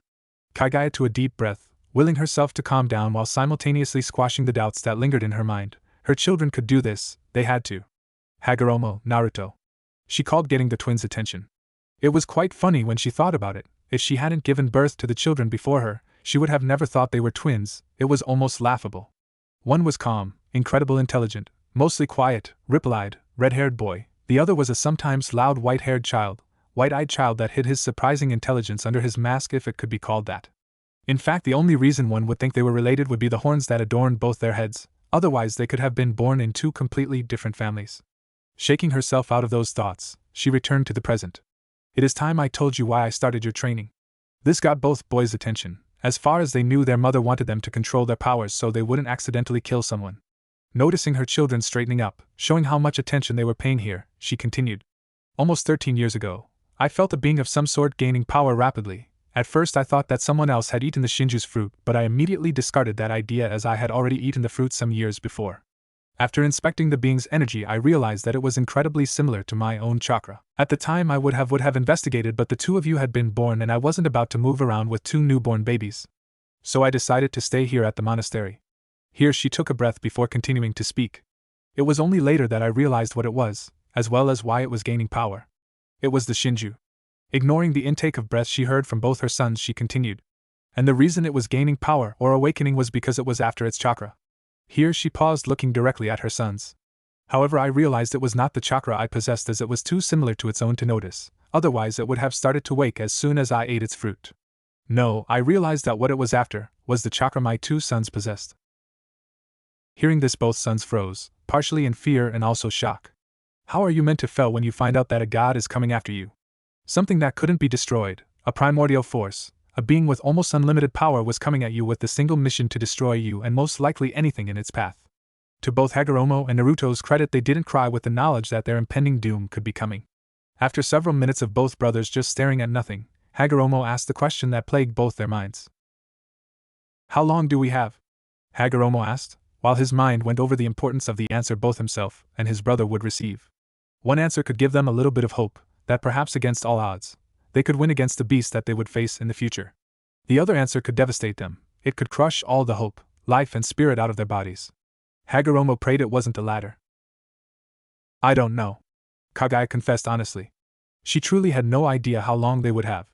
It could be anywhere from a day to several years. The only thing I know for sure is that you will face the Shinju eventually. At least we will all face it together, right, Ka-san? Hagoromo said, while praying that they had several more years to get stronger. When he didn't hear his mother respond, he asked again, this time slightly nervous about the answer. Ka-san? Kagaya sighed before answering. No, unfortunately, Hagoromo, I cannot help you defeat the Shinju. Knowing that she was most likely going to get interruptions from Hagoromo and Naruto, she was quick to continue. It is not that I will not help you, but rather I cannot help. Here she sighed. Because the fruit I ate contained its chakra, my chakra is now too similar to it to do any damage. Because all of my attacks are laced with my chakra, all I would be doing is giving it energy to use against you whenever my attacks connect. In fact, if my theory is right, if I get in close enough proximity, it could simply absorb all the chakra I have in my body out through my skin, and since my body is so accustomed to chakra now, the shock my body would feel from losing my chakra would most likely kill me. Here she sighed again. She seemed to be doing that a lot lately. With enough time, my chakra may change so that I might be able to harm the Shinju, but by the time that happens it may have already awoken. Even then it would take so long that by the time my chakra is different from the Shinju's own, I will most likely be an old woman and I won't be able to help you at all, with my body being too frail. After that she stayed silent, knowing they would need a lot of time to fully take everything she told them in. Both boys were completely frozen. Not only would they have to take on an entity that was basically a god, but to do it without their mother. It was a heavy blow. Ka-chan. This time it was Naruto talking with an oddly serious face. Kagaya could count the number of times Naruto had been truly serious on two hands. Kagaya was snapped out of her internal thoughts by Naruto's voice. Ka-chan, be honest. Do you think me and Hagoromo have a chance at beating the Shinju? Naruto's voice was neutral, not betraying how he felt. His mother knew that this is an important question for him and Hagoromo, who was silently listening. The mother of two looked between both her sons before responding. I believe that. No. Kagaya was cut off by Naruto's uttering a single word. It wasn't loud, said in a commanding tone, or even accompanied by an action, and yet that single word cut Kagaya off, halting anything she was going to say. Both Kagaya and Hagoromo were surprised by Naruto. I asked you to be honest? Naruto's words were soft yet hard, cutting through the silence of the garden like a warm knife through butter. No, I believe or I feel. Yes or no? After Naruto finished speaking, silence reigned as the two eldest of the Otsutsuki family took time to take in what just happened. It was unusual for Naruto to ever demand anything. Even as a child, Naruto rarely wanted anything, preferring to play with what he had. But even a deaf person could have heard the demand that was in Naruto's words. It was a sobering experience for both Hagoromo and Kagaya. It seemed they had been fooled by the childish mask that Naruto wore, having forgotten that underneath there was an intellect that could rival Hagoromo in aspects, and along with what Kagaya believes from what she just heard, a side that can be hard, cold, and mean in every way. It was a real wake-up call for two of the three Otsutsuki. It seemed that even they had forgotten just who Naruto could truly be if he wanted to, and were drawn into believing his mask. While both Kagaya and Hagoromo knew Naruto would never turn evil or use his powers to purposely harm others, it made them pity whoever had Naruto as an enemy. Kagaya blinked before remembering the question. After a few seconds to think about it, she presented her answer to Naruto. Yes, with the right training.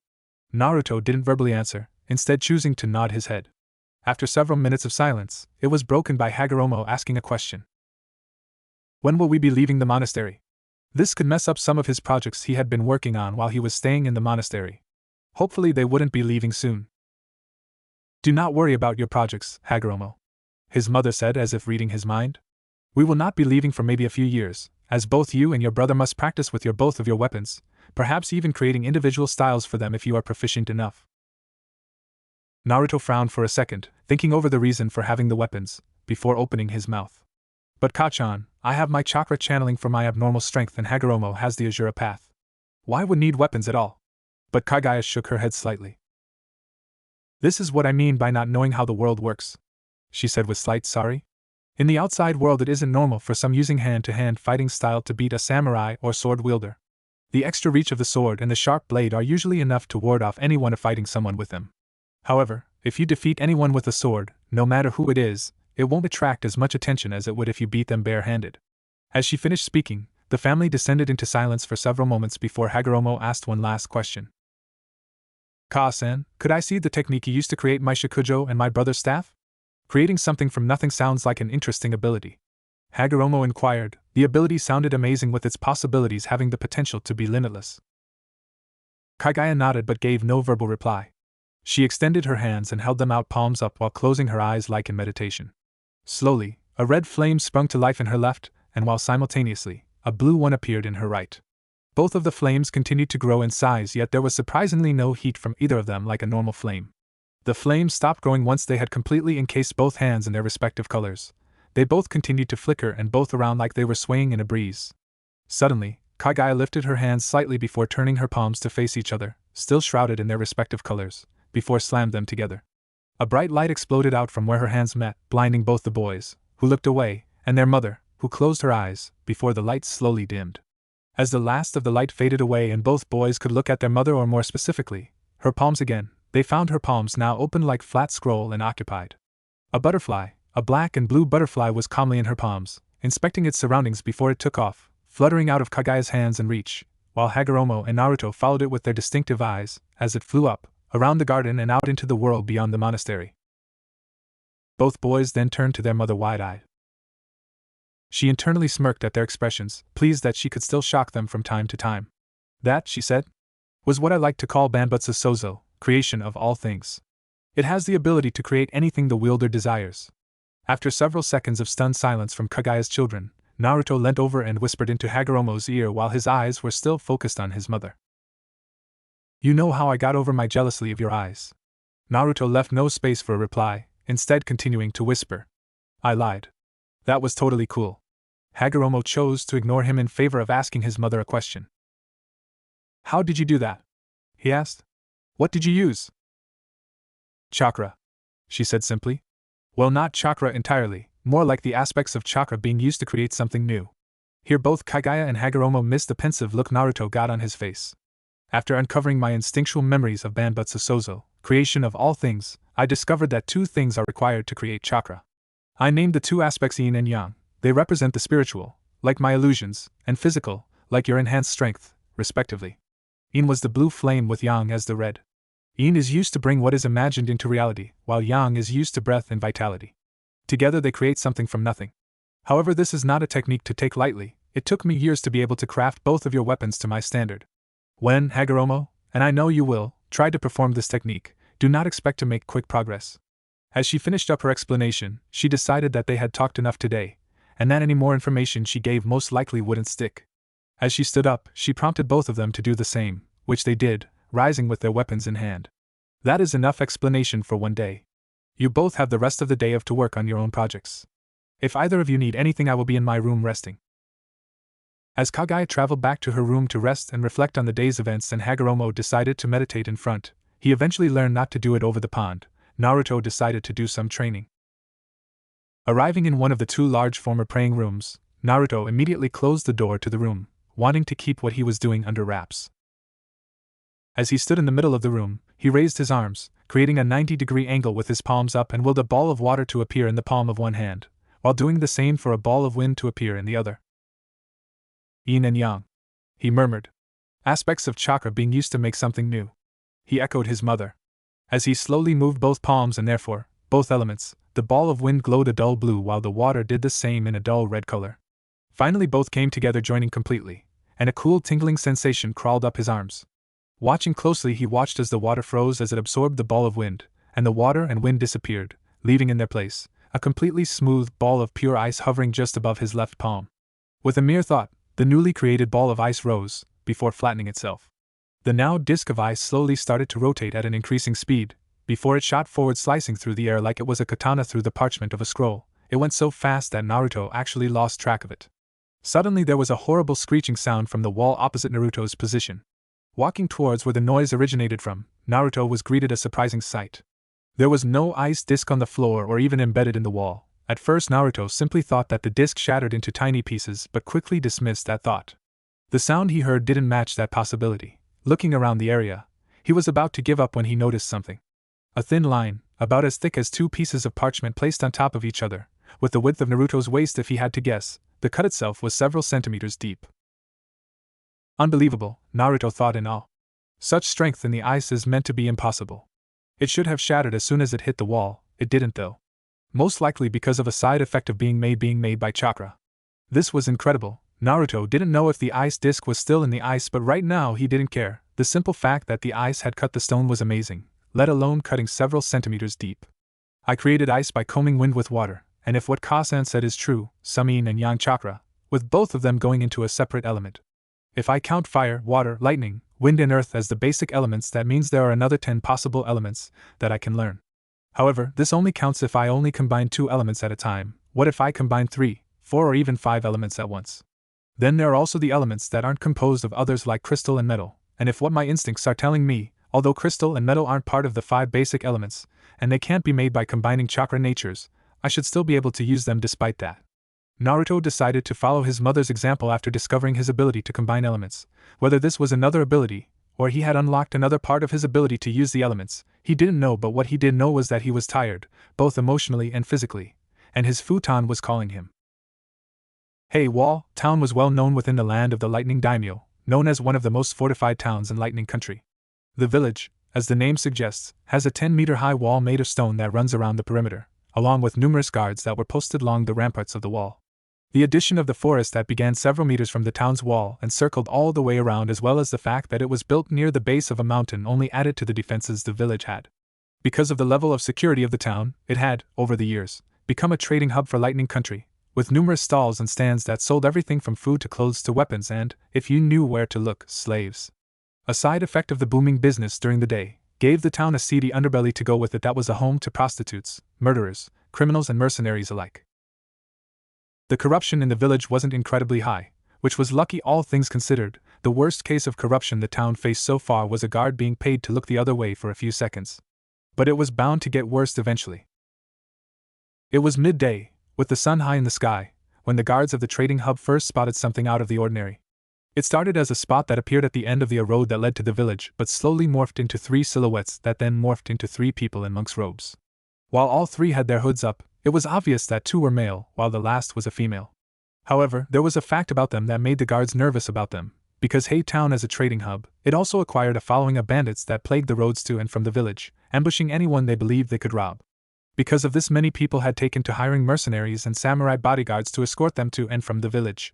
However, the 3 travelers that were approaching the village had no such escort, or at least no escort that the guards could see. This could mean several things. 1. They had hidden guards, which was likely. 2. The 2 males were the guards for the women, which was also likely, but judging from how they all wore monks' clothes, properly not. 3. All their guards had been killed on the way towards the village. However, this had no evidence to suggest that, when the guards die, the clients usually run as fast as they can screaming, but the 3 that were walking calmly. Finally, they could be some of the increasingly rare few who could survive walking around without guards. Usually people who can do that turn into a mercenary. It was the last option that scared the guards the most. Whenever the bandits that stalk the roads become too much of a problem, the samurai are usually ordered to go into the woods to clean them out. This usually involves several losses for the invading party, as the samurai's armor is for one-on-one fights on an open area, not a dense forest that the bandits live in. The armor of the samurai is bulky, meant for endurance, and therefore can't match up against the speed and flexibility that the bandits have with little to no armor on. It was because of all this that the samurai on the ramparts were wary of the three travelers. There was no way they could have traveled through the forest without encountering at least one group of bandits. If they could travel through the woods that surrounded the fortified town, and come out without a scratch or drop of blood to stain their clothes, the samurai truly doubted that they would be able to do anything but slow them down. As the three travelers got closer to the large village gates, the guards that stood outside the village near the gates approached them, all the while inwardly praying that the obviously strong travelers weren't looking to start trouble. As the guards approached, the two male figures fell in line with the female one of them on either side, like guards flanking a client. Neither of the approaching guards could see the full faces of the three robe-wearing travelers. The only visible part of the face they could see was the mouth, the rest of it being blocked out by a hood attached to the robes they were wearing. It slightly unsettled the guards. The hoods added a bit of menacing aura around them, the kind that instinctively warned people that they were powerful, and that to fight them was suicide. "Hello there, travelers," the first guard said, trying to not let his fears show in his voice. "What brings you to Hay Town?" It was the female of the trio that spoke. "Greetings, guardsmen," she said with her voice gave no hint of her mood. "Both I and my sons are wishing to enter your town and stock up on supplies, before continuing on our pilgrimage." "You are monks?" he said, surprised and a bit suspicious, momentarily forgetting about the potential strength the three before him could have. "What proof of this claim do you have?" For a moment none of the three moved, until the two companions reached into their cloaks, while the guards who could see the action all tensed simultaneously. They let their bodies relax, however, when instead of pulling out swords, both of the males pulled out what looked like monk staffs, one with gold rings that made a cling noise as it moves, the other with a gold M-shaped cap on the top. Both of the staves had a shaft made of a strange black metal. "Is this enough proof?" The voice of the woman of the group jarred him out of his thoughts.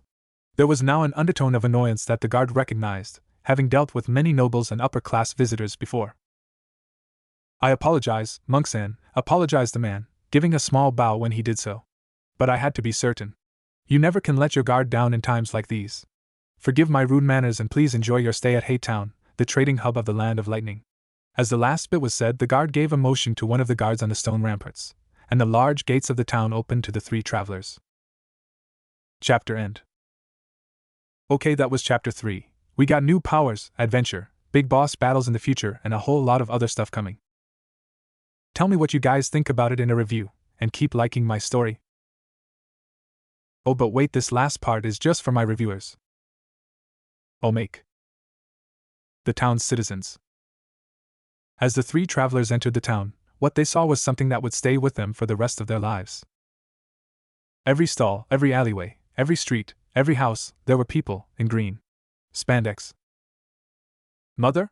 one of the travelers asked in horror. "What is this?" The mother said nothing for a while, simple staring at the town of spandex. "This is one of the reasons I preferred isolation," the mother said in a monotone voice. Suddenly, one of the townspeople appeared right in front of them. "YOSH, 3 travelers have come to our great town. I feel such youth. Come travelers, let us partake in the springtime of youth." The man, if it could be called that, was, like everyone else, wearing a green spandex jumpsuit, with a bowl-cut hairstyle and eyebrows that were moving. "Ka-chan," the other traveler whispered. "Are his eyebrows moving? How are they so thick? They remind me of caterpillars." Suddenly, what part of the person's face was visible paled. "They just whittled at me.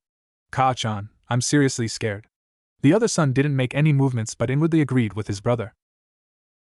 "I know, Naruto," his mother whispered back. "But don't make any sudden movements and maybe it will leave us alone." Both boys, trusting their mother's advice, stiffened and tried not to move even an eyelid.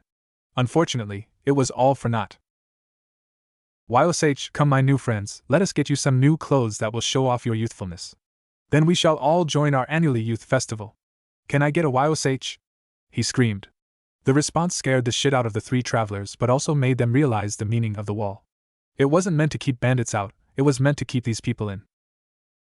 Every single person they could see, male and female, young and old, stuck a fist in the air and let out one word. "YOSH." They all responded. When the man focused back on his new friends, all he found was empty air. He scratched his head for a moment before grinning. His new friends must have already gone on to buy something to help unlock their youth. The man let out a tear. It was always good to see people let out their inner youth, it brought out such happiness. As he went to go about the rest of his day, he felt a shadow on his back. Turning around, wanting to help the person who was so unyouthful as to step in front of the sun, he spotted no one but could still feel the shadow. Realizing that whatever was blocking out the sun was above him, he looked up. The last thing he would see would be a tower of earth descending onto his village. As he stared at the falling rock, he had one last thought. How unyouthful. The massive pile of earth then crushed the village, hitting the earth with a mighty slam that was felt for miles around. Several miles away, on top of a bare hill that overlooked where the village once was, 3 people in monks' robes were standing, the same ones that had the encounter with the thing in green as they called him. This will never be spoken about ever again, the mother said with a hard tone. Both her sons immediately nodded, not wanting to waste any more time and wanting to put as much distance between them and remains of the village as quickly as possible. It would only be much later that people would wonder why a mountain from one of the mountain ranges that littered the country under the lightning daimyo had suddenly moved around 100 kilometers from its original position. It would be a day later that a passing couple would find a baby wrapped in a bundle in the woods, and thinking it was abandoned, they would decide to take it home. As the woman unwrapped the bundle to see the baby, it was revealed to have a mini bowl haircut and bush eyebrows.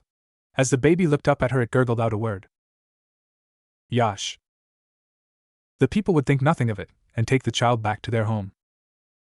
The village that the 3 hooded travelers found themselves in was a lively one.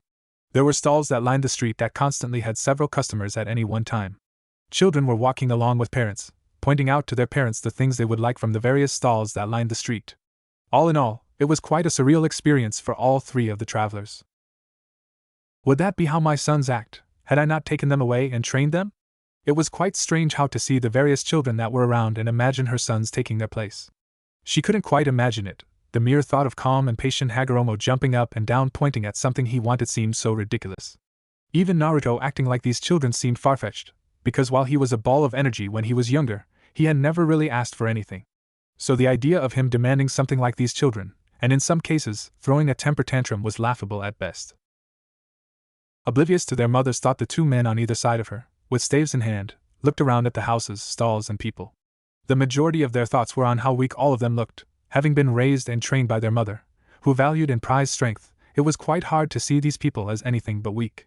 While Hagoromo tried to look at this from the people perspective, thinking about how they didn't have chakra or how they didn't have someone like his mother to guide them, Naruto had no such qualms. By Kami, these people are so weak, he mentally raved. I know they don't have chakra, but most of these people look like they've never been in a fight in their life. It's ridiculous. A strong wind from me could blow most of these people over. While Naruto's views on the residents of the village may seem harsh, Naruto had experienced a mental maturing over the 3 or so years since they had been told of what Hagoromo and himself would have to face in the future. The now 16-year-old had become more serious, only becoming his old self in rare moments to help lower the tension between his mother and brother. The white-haired boy inwardly frowned when he thought over the tension between his mother and brother. Hagoromo's rising determination to help the innocent people of the elemental nations had started to cause a rift between him and his mother, who still maintained the belief that will had to be destroyed for peace. In Naruto's opinion, Hagoromo's belief on how peace should be achieved is idealistic and foolish, bordering on stupid. Though don't get Naruto wrong, he wished that achieving peace would be as easy as Hagoromo says it is, but Naruto knows that won't be the truth. Peace will be achieved through blood and war, by mistakes. That is how Naruto believes that peace will be made, when people realize their own stupidity. Naruto believes that both his brother's and mother's method to peace has the same problem. What happens when they were gone to enforce the peace?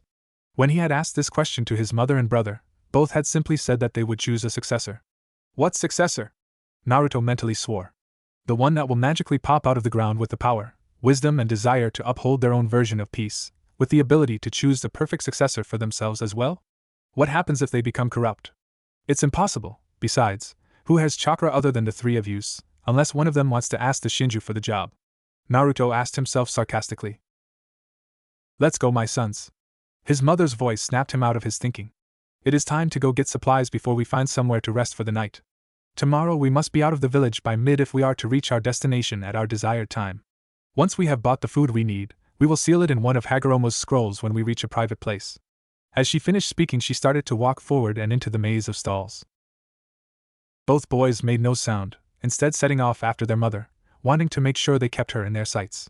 The town was incredibly large, and with no indication of where you were going, it was easy to get lost or lose the people you were traveling with. Naruto realized both of these things as he wandered around a relatively deserted street, a couple of hours later. It was obviously one of the darker areas of the town that his mother had warned him about. He could feel the eyes of people in the shadows of alleyways. The gazes that were full of hostile intent that would make a lesser man a nervous wreck, but Naruto was not a lesser man. He had done and seen things that would make the fools in the shadows die of fear. Simply looking at him with the desire to kill him wasn't going to do a thing beyond piss him off. He was so caught up in his thoughts that he almost didn't feel the small hand that tried to sneakily weave itself under his robe from behind and search around for something. Utilizing his reflexes, Naruto spun around and grabbed the hand at the wrist with his free hand, causing the owner of the hand to start trying to yank it away to no avail.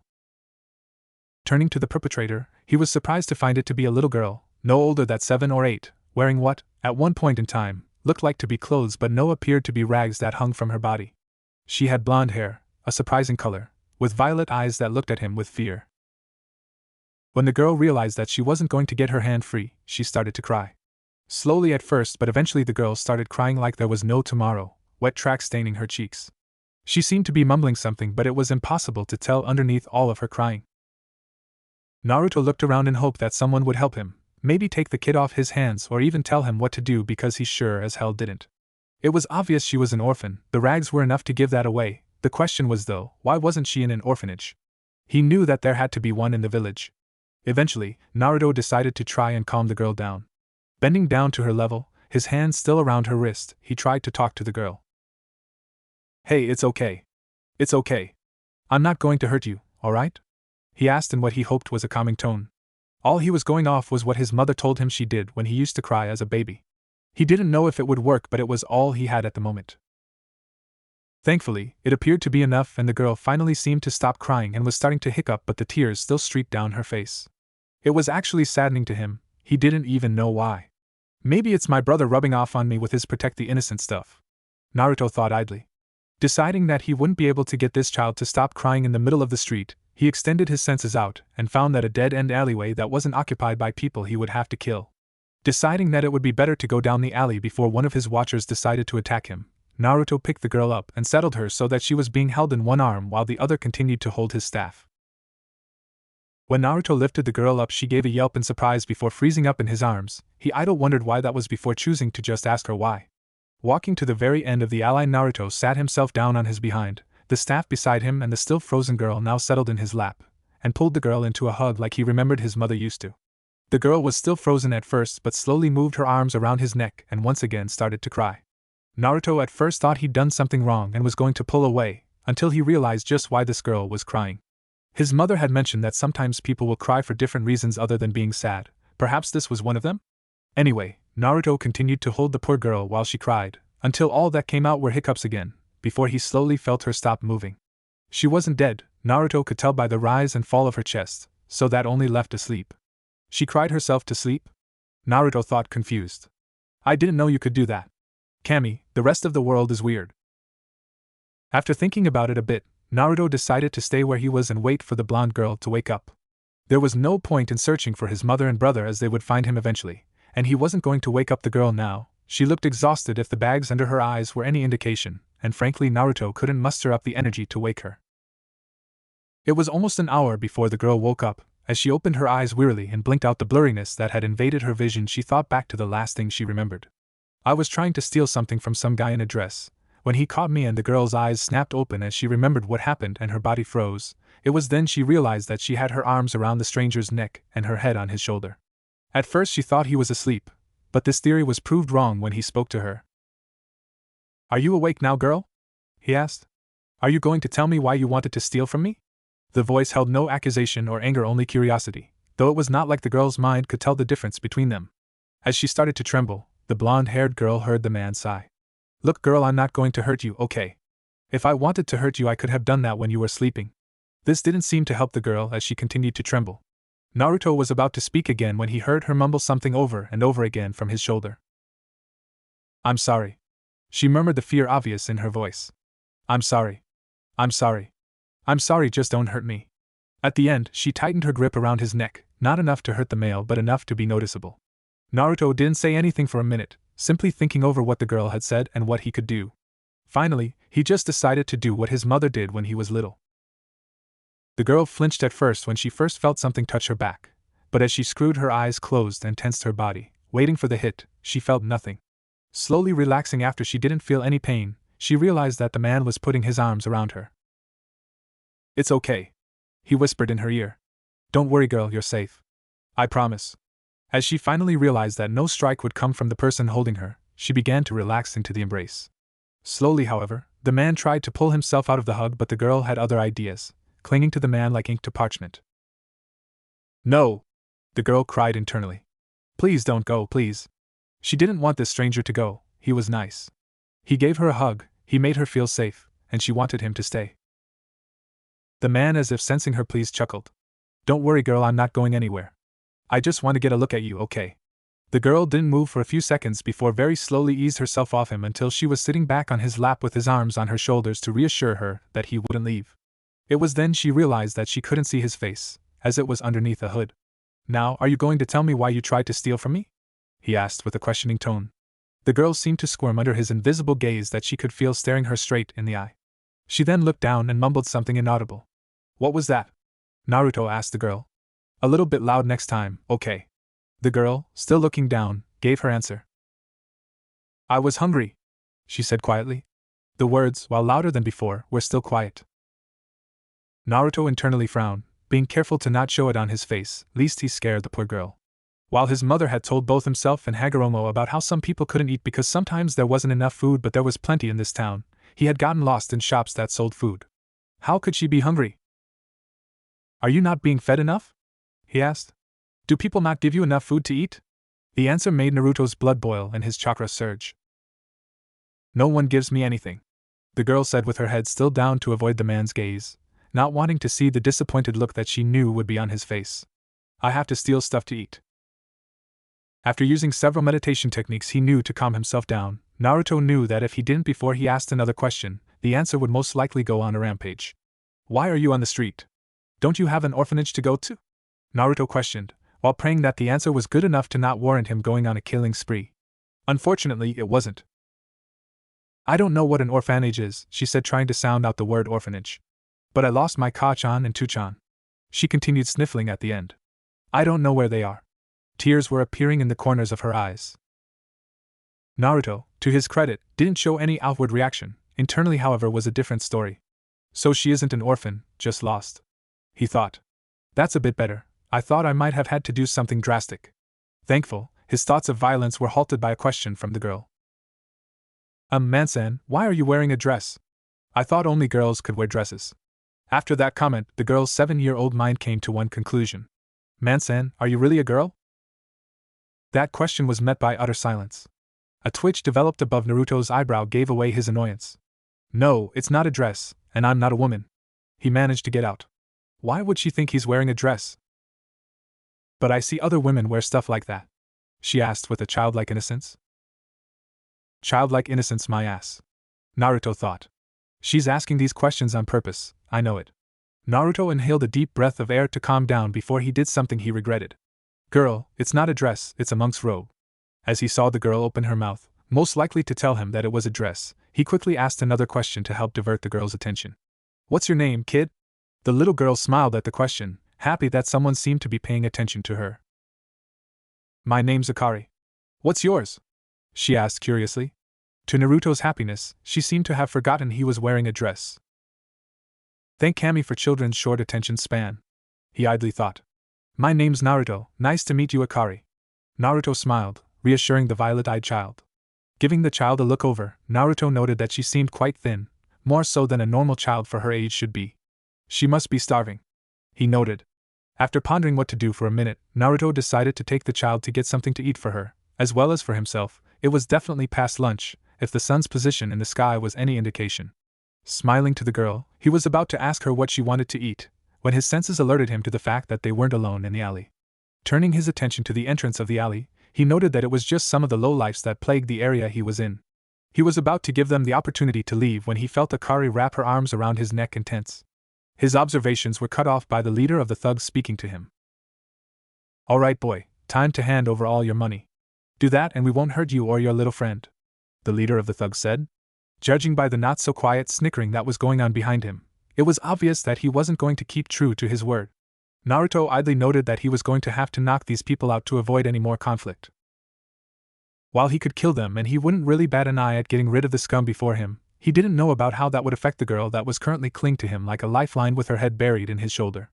Both Hagoromo and himself had killed before on the trek from the monastery to the town they were currently in. They had been told by their mother why they should kill some people. Even Hagoromo, with his goal to save the world with peace, understood that sometimes people had to be killed to save the peace. He wouldn't go around killing unless there was no choice, but he still understood why he needed to kill. Naruto, on the other hand, understood that people needed to die in order to make the world a better place. He understood that in order to help the world that you sometimes had to get dirty. While Naruto wouldn't kill anyone that got in his way like his mother most likely would, he wouldn't make killing a last resort either. He would kill when he thought the world could do better without the person in front of him, but wouldn't kill people just because he didn't like them. Unfortunately, the girl he was holding knew nothing about that. She was 7 after all. Reasons for killing someone shouldn't even occur to her. However, she most likely knew that killing was wrong and therefore would most likely assume Naruto was evil, not that he was. Naruto's and Hagoromo's mother, over the course of 3 years, drilled into them just what the rest of the world thought was normal. A person killing several people when it wasn't their job description, especially when they had the power to knock them out, was not normal, and could get Naruto into trouble if anyone caught him. So knocking them out was the best course of action, he decided. First, however, he had to get Akari off him so he could move properly. Akari, he whispered in her ear. Don't worry, I won't let them hurt you, I promise. Just let me get up and I'll deal with them. His words seemed to work, and slowly the girl got off him to sit by his side. Naruto then got up while grabbing his staff and slowly walking towards the thugs. You know, he said, as if nothing was wrong, I'm going to give all you bastards a concussion. With that, he launched himself forward, smashing the leader across the side of his head with the end of his staff. While the lead thug was still falling to the ground, he quickly spun around to the right while twirling his staff. From there, it was easy for the bottom of his weapon to impact on the thug's stomach, causing him to double over, only to receive a kick to the face for his troubles, sending him into unconsciousness. By this time, the rest of the thugs had finally gotten their act together and went to charge what they thought would be easy prey because of their numbers. They got a shock, however, when their prey fought back, dropping low and sweeping his staff underneath their legs, causing all of them to topple over like a stack of cards.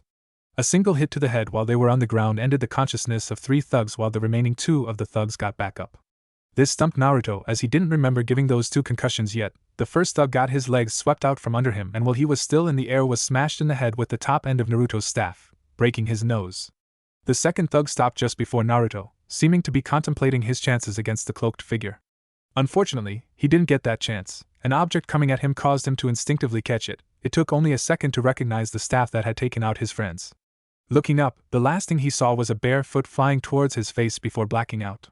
He would wake up a day later with a massive headache and a broken nose. Naruto picked up his staff after the thug dropped it, while brushing off some non-existent dirt. Turning towards the girl, he found her with wide eyes and open-mouthed. She was obviously shocked, and if not for the malnutrition and rags that were evident, it might have been comical. That was so cool, she yelled. You used the stick. Naruto's sweat dropped when she called his staff a stick. And you whacked them all on the head and then they fell down, and it was so cool. Teach me how to do that. Please, please. I promise I'll be good. Please. She begged as she ran up and tugged on his dress. Naruto just chuckled as her hyper-personality. It reminded him of when he was her age. Sorry, Akari, maybe some other time, he said, ruffling her hair. In the meantime, let's find your family. Do you know where your Tuchan works? No, she replied, before scrunching her nose up. But one time Kachan said to Tuchan that she wanted to play with some metal in his metal shop once. Does that help? If Naruto was drinking any water when he heard that, he would have most likely choked in surprise, though thankfully he wasn't. At least if help though, from what Akari said, then her father was most likely a blacksmith, or at the very least works with metal. Okay, Akari-chan. I think I know where your Tuchan works, Naruto announced. Really, you do? She said excitedly. Was he telling the truth? Would she get to see her parents again? When Naruto nodded, she yelled in happiness before hugging his leg and looking up at him with a smile, until she realized something. Hey Naruto-nizan. Naruto raised an eyebrow, not that she could see it, at the suffix. Can I see your face? Or are you ugly? She questioned. Naruto would have face planted if the small girl wasn't holding on to his leg. How could she not know that she was insulting him? There was no way she was doing this by accident. First with his robes and now with his face, was nothing untouchable to this girl. Knowing she would most likely keep questioning why he wouldn't show his face, Naruto brought his hands up to the top of his hood and pulled it back. The face that was revealed would have made many older girls swoon. White hair that was folded into his robe to its length, as well as to not hinder himself while fighting. Pure white eyes that looked incredible, similar to his mother's, except that his mother's had a visible pupil and his was completely white. Along with that went an angular face, high cheekbones, and what could be a muscular build that was revealed in the neckline and hidden by the robe. Thank Kami for mother's illusions, Naruto thought, thinking about the horns on his head that were hidden behind his mother's abilities, before pulling his hood back up before looking down at the girl. Happy now? He asked the child. She smiled up at him, showing off her teeth. Yes, she said simply. Good, now let's find your family. And with that, Naruto walked completely out of the alley and out onto the open street before walking back in the direction she originally came, with a 7-year-old girl holding one of his hands and his staff in the other. They had been searching for Akari's father's work for around an hour now, and they had visited 4 of the 7 blacksmiths in the large town. Akari was now tired. Thankfully she had her Nizen who could pick her up while she slept. Her Nizen was awesome like that. Naruto was walking towards their next blacksmith, hoping this was the right one, otherwise his mother and brother would properly get angry, and with how his mother hates being around inferior people, she might do something drastic. Walking into the shop with Akari on his hip, head resting on his shoulder, Naruto gently shook her awake while taking a look at what was in sale. While Naruto had no intention of buying anything besides the fact that he didn't have enough money for any of the things that were on display doesn't mean that he can't get ideas for other weapons from them. After receiving his staff and katana from his mother, Naruto always felt a bit vulnerable when using both of the gifts in a weapons-only match. Because all it took was one false move to have his weapon removed and he would find himself defenseless, Naruto had wanted a weapon that wouldn't give him that vulnerability. However, his mother had told him that she had no knowledge of such weapons that wouldn't have that weakness, while his brother said that neither did the archives of the monastery. This didn't mean that he wasn't skilled in using the staff or katana. Naruto was actually really skilled using both weapons when he put the weakness out of his mind. It just left him always feeling vulnerable. The only thing that Kagaya suggested was tying a strong braid of string around his weapon and attaching it to his wrist, but Naruto didn't want some makeshift solution. He wanted a weapon that wouldn't give him such an obvious weakness in a weapons fight. So instead, Naruto thought about designing a new kind of weapon. He had the design of the weapon as well as most of the parts, but he didn't have enough Ryo to buy the amount of metal he wanted, and he had no idea where to find some if he wanted to shape it himself.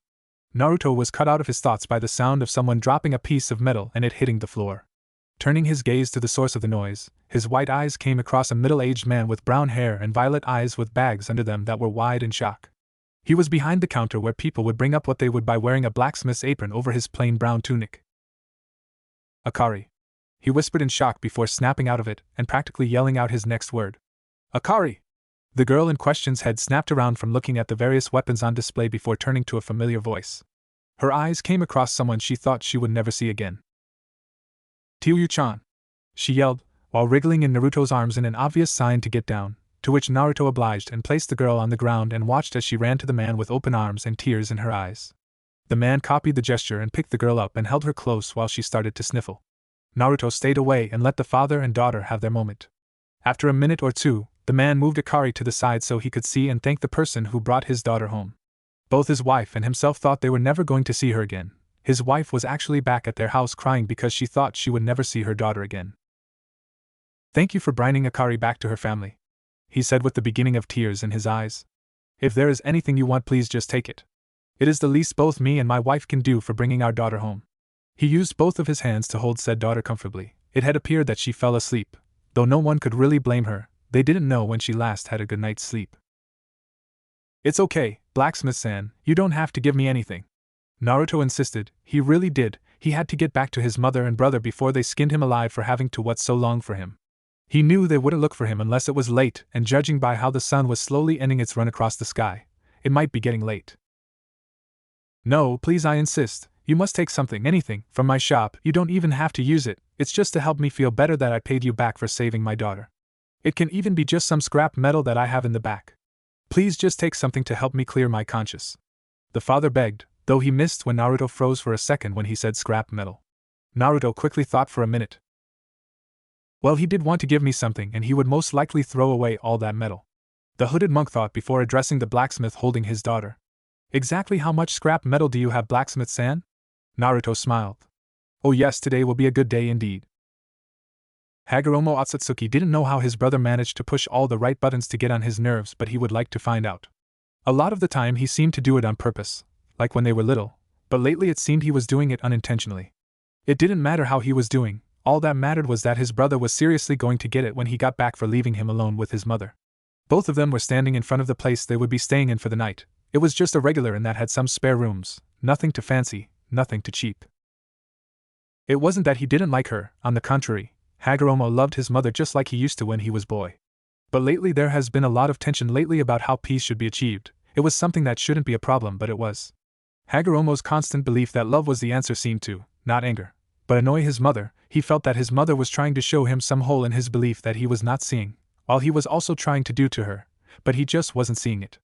Peace had turned into a constant argument in their family, and it seemed that his brother was caught in the crossfire with both his mother and himself trying to convert him to their belief. Speaking of his brother, he had showed that despite not having to Rinnegan and its supposed good-like power, that he was still a force to be reckoned with. Just before they were leaving to find a larger area for training, Naruto told both his mother and himself of his ability to combine the elements to create what he calls sub-elements, or second-tier elements. At first both himself and his mother thought it was a joke, and that he had just used water and lowered its temperature, freezing it to create ice or something similar. They were shut up though when Naruto opened his mouth to spew out lava that crashed into the floor with a hiss. He then proceeded to wave his arm and the lava seemed to collect itself into a sphere before Naruto flung it out of the monastery. After both Hagoromo and Kagaya got their jaws off the ground, they asked what else Naruto could do, and Naruto replied that he had mastered 4 of the sub-elements in 3 years and was currently working on another, but didn't go into what elements exactly were. When asked how he did it, Naruto told them that he believed that it was the result of infusing spiritual and physical energy into separate elements, and that thanks to his instincts that he gained, he could separate chakra into its 2 energies instantly. Naruto also expressed a word of warning that neither of them should try it. When both of them asked why that was, Naruto told them that when he creates a sub-element manually, as he called, which involved getting the separate elements to slowly move together, he noticed that when he split chakra into physical and spiritual energy, he noticed that there was an equal amount of both energies. When Naruto decided to see what would happen with unequal energies, the result wasn't pretty. The overpowered energy suffocated the underpowered one, and the result was both elements exploding violently. Naruto admitted that if his chakra couldn't unconsciously heal him, that he would have died.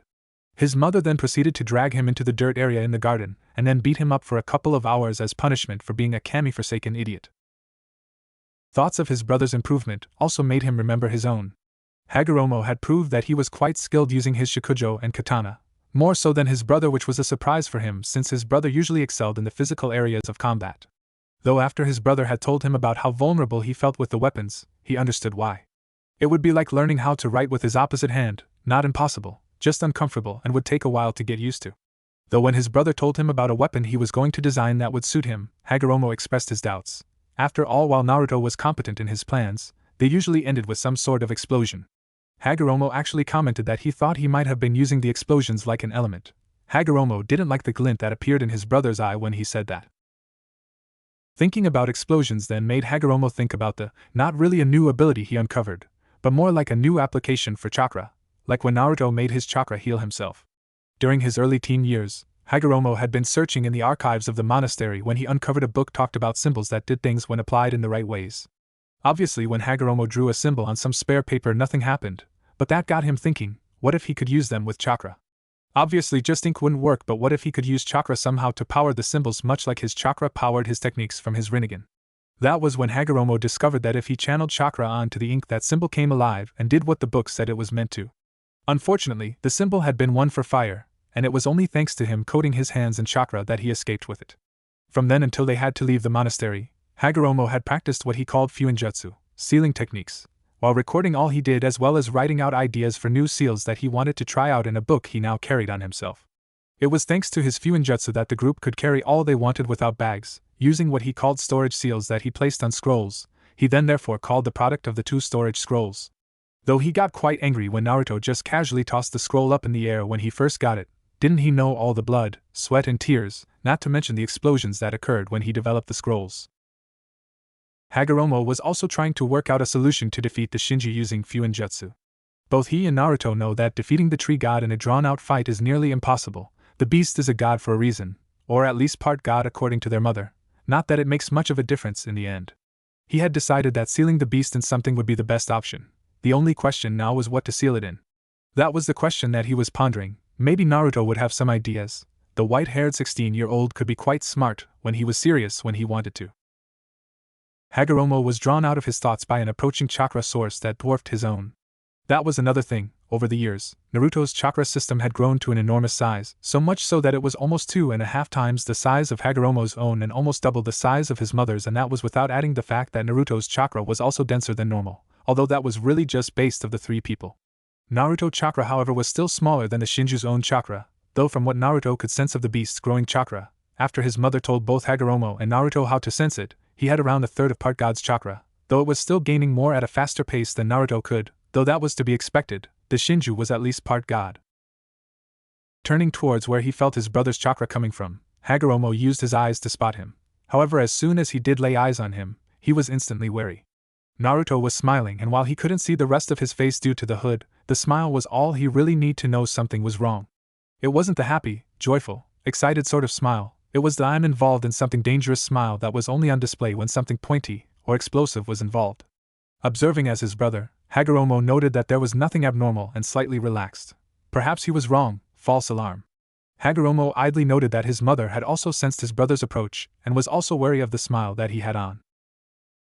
Like mother, like son, I guess. Hagoromo thought offhandedly. When his brother finally reached them, he noted that he still hadn't lost the smile. What's with the smile, Naruto? Hagoromo asked as soon as Naruto was close enough, accusation in his voice.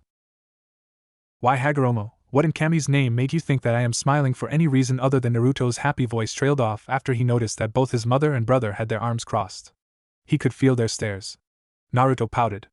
Oh, fine, he said with the pout almost visible in his voice. I'll show you when we enter our room. It took barely 5 minutes before Naruto was sitting on a futon in a room of the, and they were just outside 5 minutes before. Now with their cloaks off, Naruto could see his brother's and mother's face. Both of them hadn't changed much in 3 years. Just like himself, the only really noticeable thing was that Hagoromo had kept his hair short, and his horns had grown longer, much like Naruto's own. Okay, Naruto, what's with the grin? Kagaya questioned with a raised eyebrow. Naruto just smiled at his mother before he pushed his hands into his robe and removed about 30 or so metal balls.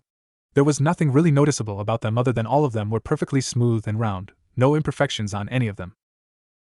They're metal balls, Naruto, Hagoromo said, raising an eyebrow. Naruto inwardly smirked. Both Hagoromo and his mother were more similar than they let on. What's so special about them? Naruto simply smiled. Both Kagaya and Hagoromo were wondering if the other member of their family finally lost it before said family member's eyes started to glow a dark gray and all of the metal balls rose up from Naruto's palms and started to circle around Naruto. Both Kagaya and Hagoromo were wide-eyed at the display. Moving metal was something beyond even the Rinnegan, so to see it being manipulated so easily was a shock. Both of them were jarred from their staring by Naruto's voice. Remember when I said I would make a weapon that doesn't need to be held? Naruto asked them. His family members nodded, still looking at the balls that had now stopped rotating and were hovering above Naruto's head. I now have all the pieces I need to make it, he said. Son and mother were about to question what blade he was talking about when the metal balls that were hovering around started to come together until 4 groups were formed. 2 of the 4 groups possessed the same amount of balls, while the other 2 groups also had the same amount of metal balls, though they had a significantly less amount than the first 2 groups. What happened next surprised the eldest members of the Otsutsuki family. The metal came together and melded, the metal balls of each group seeming to melt together, forming a metal ball that was the size of all the metal balls of that group combined. Once each of the groups had all their metal balls absorbed into one, they then started to elongate, becoming sharp and pointed much like a knife. When all of the groups stopped morphing, both Kagaya and Hagoromo were left looking at 4 blades of metal. 2 of them were large with the length and width of Naruto's forearm with a slit down the middle of the metal. The smaller pair of blades were much thinner and more streamlined than the larger blades. This is what I'm going to make, Naruto said, breaking Hagoromo and Kagaya out of their observations of his blades. Both pairs of blades moved down until one of each was set around Naruto's wrist. The larger ones were above his wrist, resting on his forearms, while the smaller, slimmer pair rested underneath his wrists. I'm going to make dual wrist-mounted blades. Here he moved the larger 2 blades forward until both of the blades stuck out while still being attached to his forearms. The larger 2 blades are made for front-on sword battles. They are light enough and thin enough to keep up with Tanto, but strong enough to hold up against something like a katana. I can also use them to block surprise attacks with my forearm when both blades are retracted, Naruto explained. He then moved the large blades back and had the smaller pair move forward. The glint of light that the metal gave off, as well as how small it was, gave off an unassuming appearance.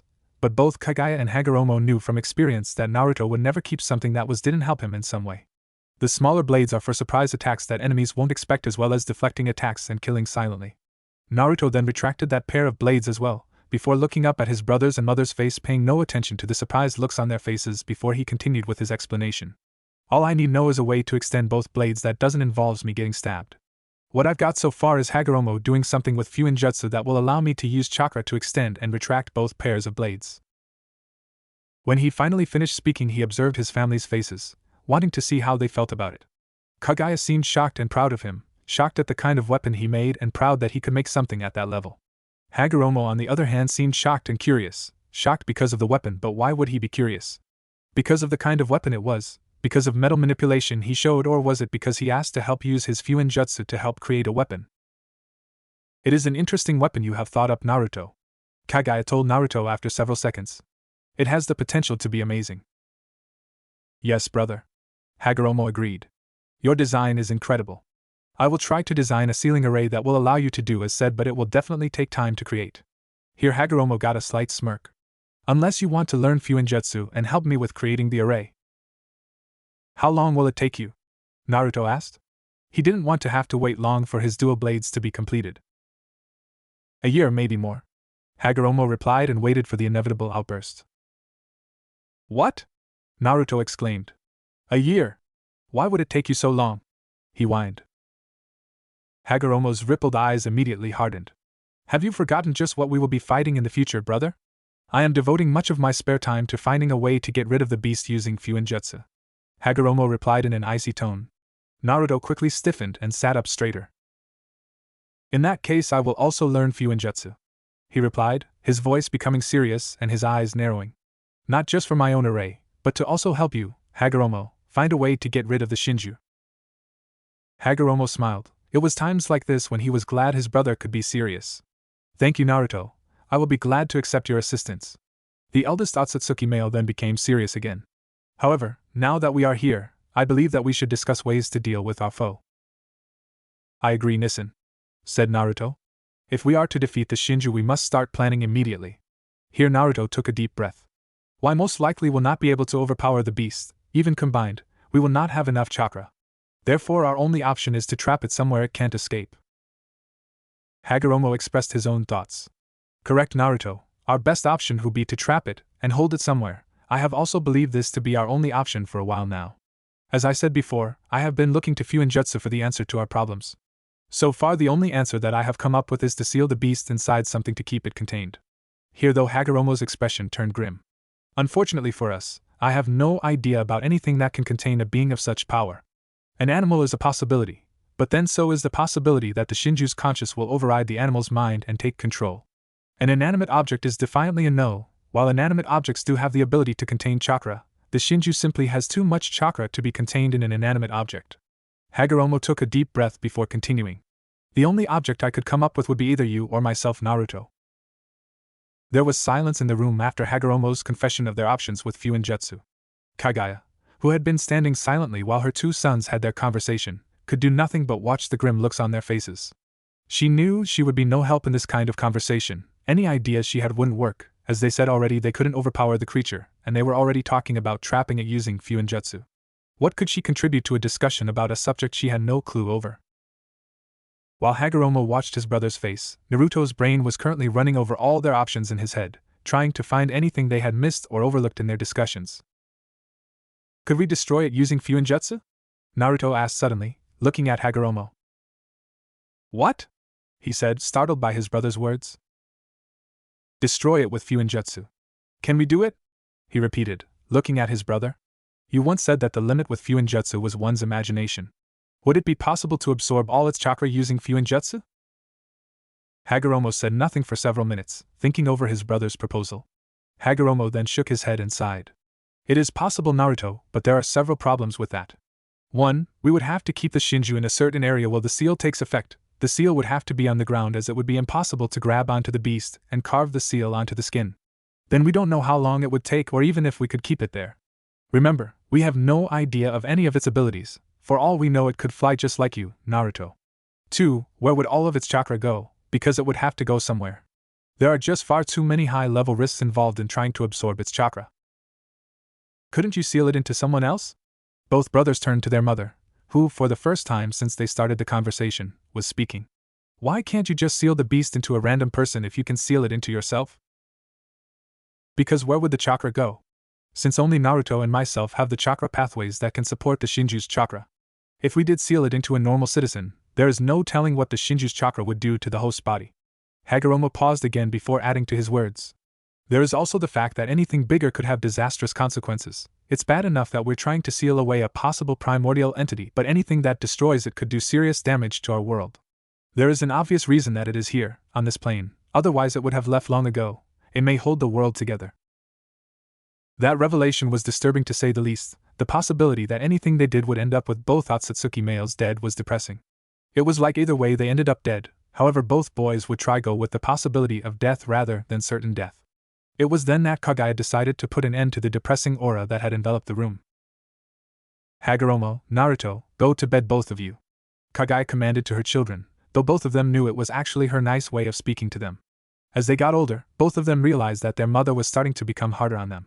She still cared about the two of them obviously, otherwise she would have left the two to their demise. Naruto theorized that the reason she was becoming harder on them was because they weren't cute anymore. He was probably slapped up the back of his head for his comment by Hagoromo. Both boys nodded at their mother, with Hagoromo and Kagaya then left for their own rooms while closing the door.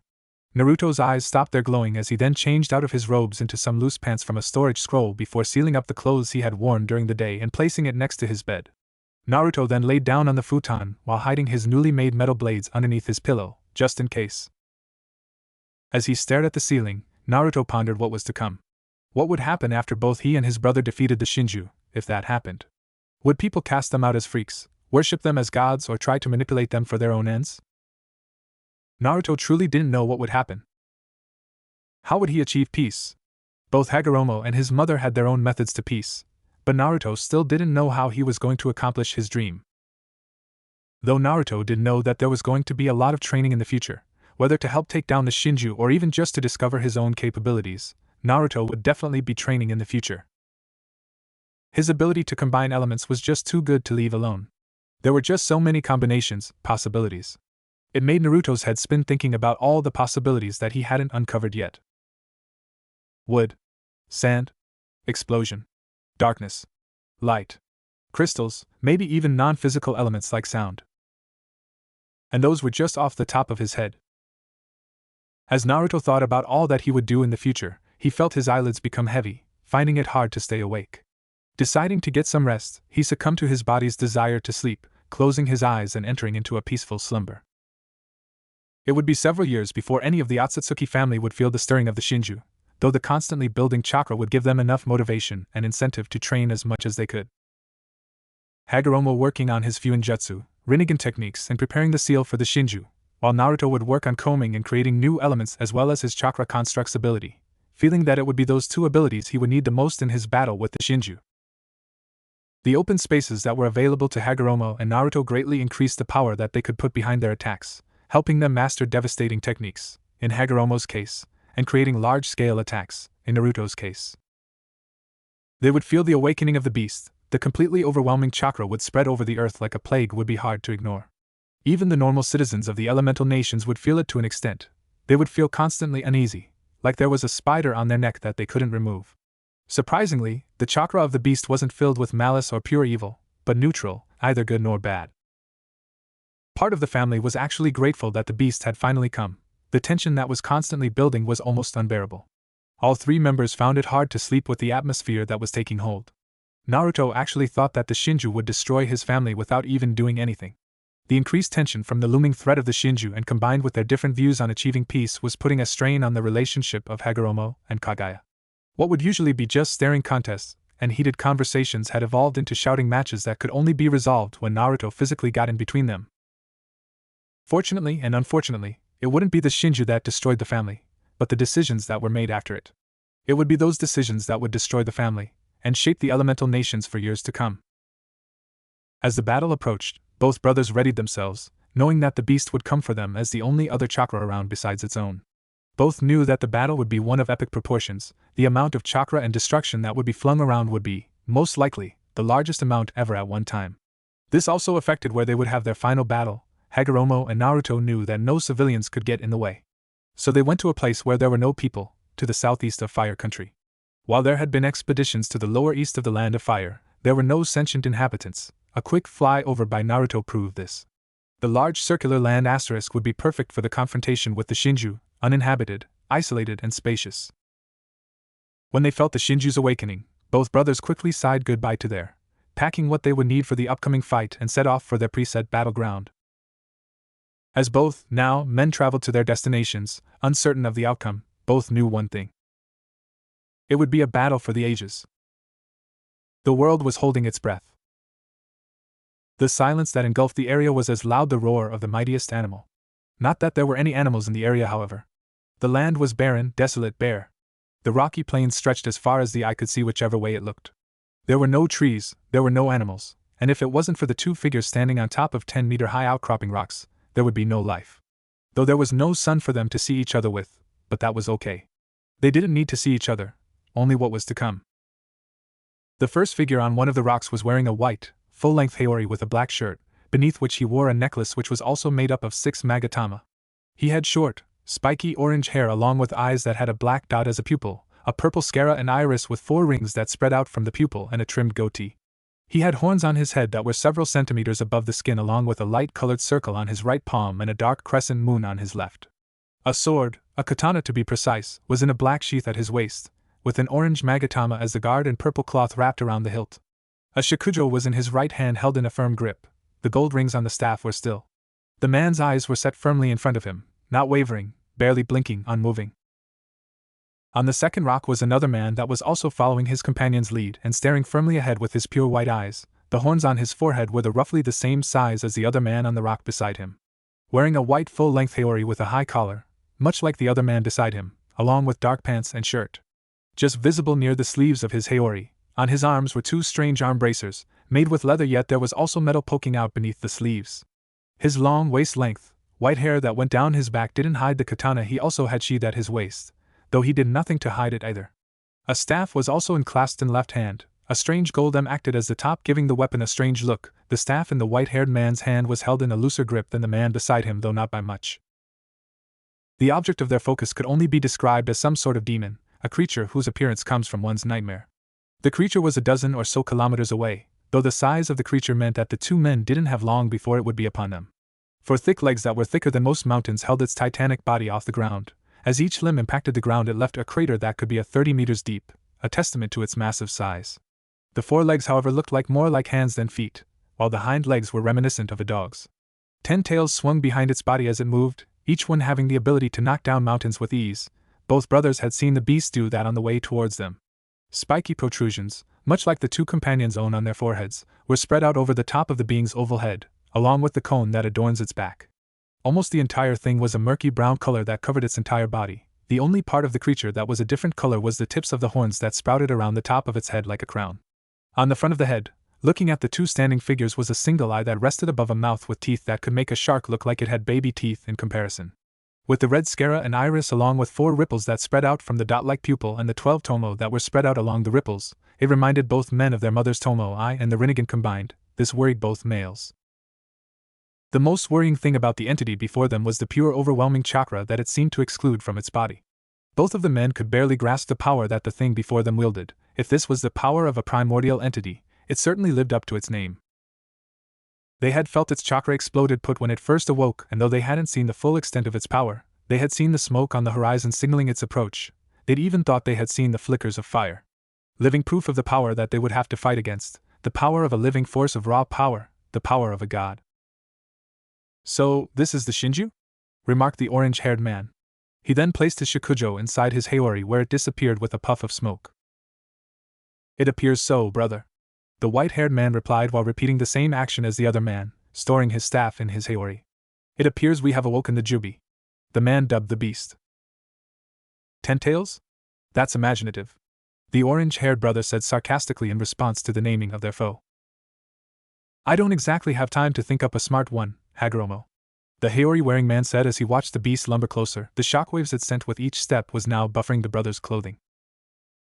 Hagoromo didn't respond straight away, leaving the two of them in silence for several seconds, only disturbed by the increasingly loud booms as the legs of the primordial entity hit the ground broke the silence. Hagoromo then turned his rippled eyes to his brother. "Naruto. Hagoromo was finding it hard to swallow as he talked. Whatever happens in this battle, know that you will always be my brother, and that if I had any way to die besides the sands of time, it would be to fight by your side. As Hagoromo finished, his voice was thick with emotion as he looked towards his brother who had turned towards him, staring at him with his colorless eyes. Naruto then smiled. You will always be my brother as well, Hagoromo, said the younger sibling, his own voice thick. He managed to clear his voice before giving his brother a small smirk. Bet you I can do more damage than you can. Hagoromo gave a small smirk back to his brother. I don't think so, little brother, taunted Hagoromo, putting emphasis on little brother. Naruto said nothing back, choosing to jump down from his rock, rocketing high up into the sky and over the Shinju, its eye tracking him as he ascended. Hagoromo knew what his brother was going to do and acted accordingly. Gathering his chakra, Hagoromo thrust both of his hands diagonally upwards towards the Jubi, causing a pillar of earth to mirror his movements, shooting up like a spear towards its target. Or it would have, until a circle of its skin glowed a pale white, and quickly absorbed the chakra-enhanced earth into itself. Hagoromo frowned at this. They had prepared for the possibility that the Shinju could absorb chakra, but it didn't make him like it any more than he already did, which wasn't a lot. Even though they had prepared for this, the fact that it could absorb chakra severely reduced Hagoromo's options. As the Shinju single eye turned its gaze to him, Hagoromo was happy that his attack did its job. Act as a distraction. Even though it was focused on the small figure standing on large rock, the Jubi was still well aware of the other source of its stolen chakra descending over its head but paid it no mind. Why would it? It was a primordial entity, a force of nature. What could two pitiful creatures, that hadn't even lived a fraction of its lifetime, do to him? Its question was answered when the chakra that was descending over its head impacted with the force of a mountain. Naruto's chakra-infused fist struck the center of its head with enough force that it could rival an earthquake.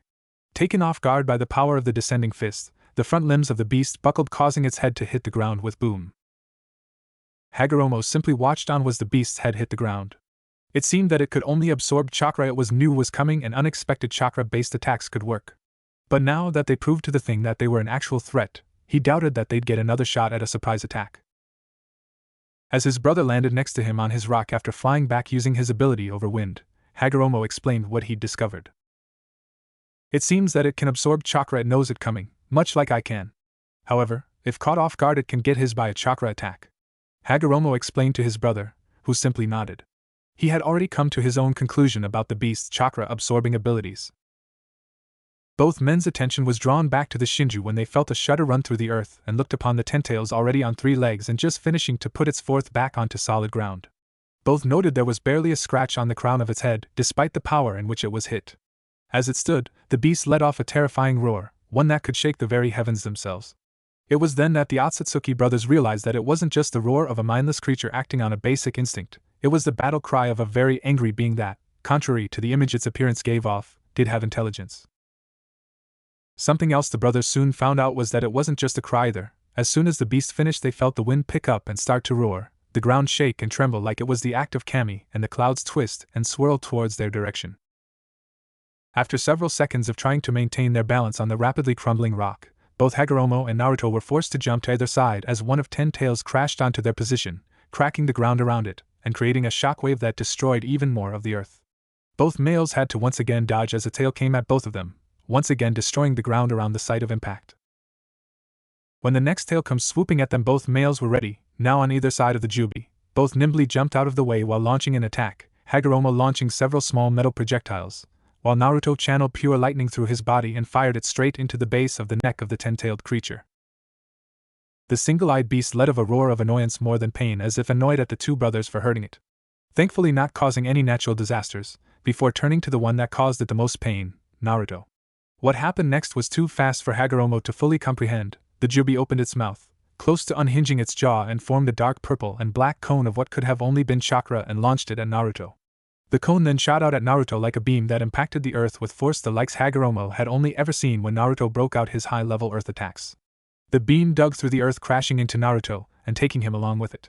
The explosion that then took place next could only be described as the power of a god. The dome was larger than the Shinju, and the heat that was given off was enough to crack the ground for several kilometers in any direction. It took several seconds before the dome of the blast finally subsided. What was then visible could only be described as the act of a vengeful god. The entire area that was caught in the blast was flattened. What was once a rocky plain was now just flat and barren land. There was nothing there, including his brother. At first Hagoromo felt nothing. That was for about a second before he was overcome by pure rage by the likes he had never felt before. This thing had killed his brother, it had killed his brother, and with Kami as his witness Hagoromo would make it by. Pushing his arm out so that his palm was facing towards the Shinju, Hagoromo decided to start right now. Shinra Tensei, almighty push! He roared, forcing chakra down his arm. The repulsive force flew invisible through the air, only disturbing the ground slightly before crashing into the Jubi. The force struck with the rage of Hagoromo behind it, launching the hulking figure of the Shinju up into the air and a dozen or so kilometers away. But even then Hagoromo gave it no time to rest. Still burning with righteous anger, he leapt after the ten-tailed beast, covering the distance in a few minutes. Landing just before the one-eyed god, Hagoromo whipped his hands forward like he was cracking a whip. The large purple chakra chains erupted from his wrists and hands that then charged the recovering Shinju and started to wrap around the beast, and its tails restraining it tightly, as per their user's will. Unfortunately for Hagoromo, he forgot about one of the 10 tails that were attached to the body. The only notice he had was the blurring of brown out of the corner of his left eye, before he closed his eyes and braced himself for impact. There was pain, but it wasn't from him but instead from the Jubi still trapped in Hagoromo's chains. Taking a chance and opening his eyes, Hagoromo looked towards where he saw the tail coming from and was shocked. Pieces of metal had shot up through the ground and pierced the tail that was coming to was about to turn him into a smear, stopping it from moving though by the slight groaning of the metal it wouldn't be for long. Hagoromo, you should really move your ass out of the way, said a strained voice, a voice that a few minutes ago he thought he would never hear again. Naruto. Several parts of his clothes were ripped along with several cuts and bruises, but other than that he looked fine, his cuts already healing thanks to his innate healing ability. His previously dead brother had his hands buried in the ground, his vambraces visible on his forearms, while his head was looking at Hagoromo, eyes glowing a gray. Naruto. Hagoromo breathed. How? He asked, confused. A chakra shield. Naruto managed to get out, a bead of perspiration rolled down his face. Now do me a favor and move your ass. Naruto yelled. Needless to say Hagoromo got the message. Quickly releasing his chains, Hagoromo leapt back as the Shinju, now unrestrained, quickly started to stand, now determined to squash the bugs that were proving to be an annoyance. Naruto then stopped reinforcing the metal, which quickly snapped under the strength of the tail. Hagoromo and Naruto quickly regrouped, just as the Jubi was getting back onto its feet. Hagoromo, we must set up the seal. It's obvious that we have no other option besides the seal, Naruto said quickly while eyeing the rising Shinju. Yes, I agree, Hagoromo replied while also eyeing their foe. I shall start to set up the seal now, while you keep it contained in this area. Remember, if even a single seal is sufficiently damaged, the seal will blow up with the combined power of everything I put into it as well as the natural energy that is in the area. He said seriously, if they screwed up here, everything would be over. This was always going to be something the brothers would do with no other option. It would not only endanger the life of both of them, but potentially the lives of every person and animal in the elemental nations. It was also something that they couldn't set up on the spot as the seals would have to be in perfect condition, and if it was preset, the Shinju could have damaged it. Luckily for them, the seal was set to circle around the target, and could be as big as the sealer, in this case Hagoromo, wanted.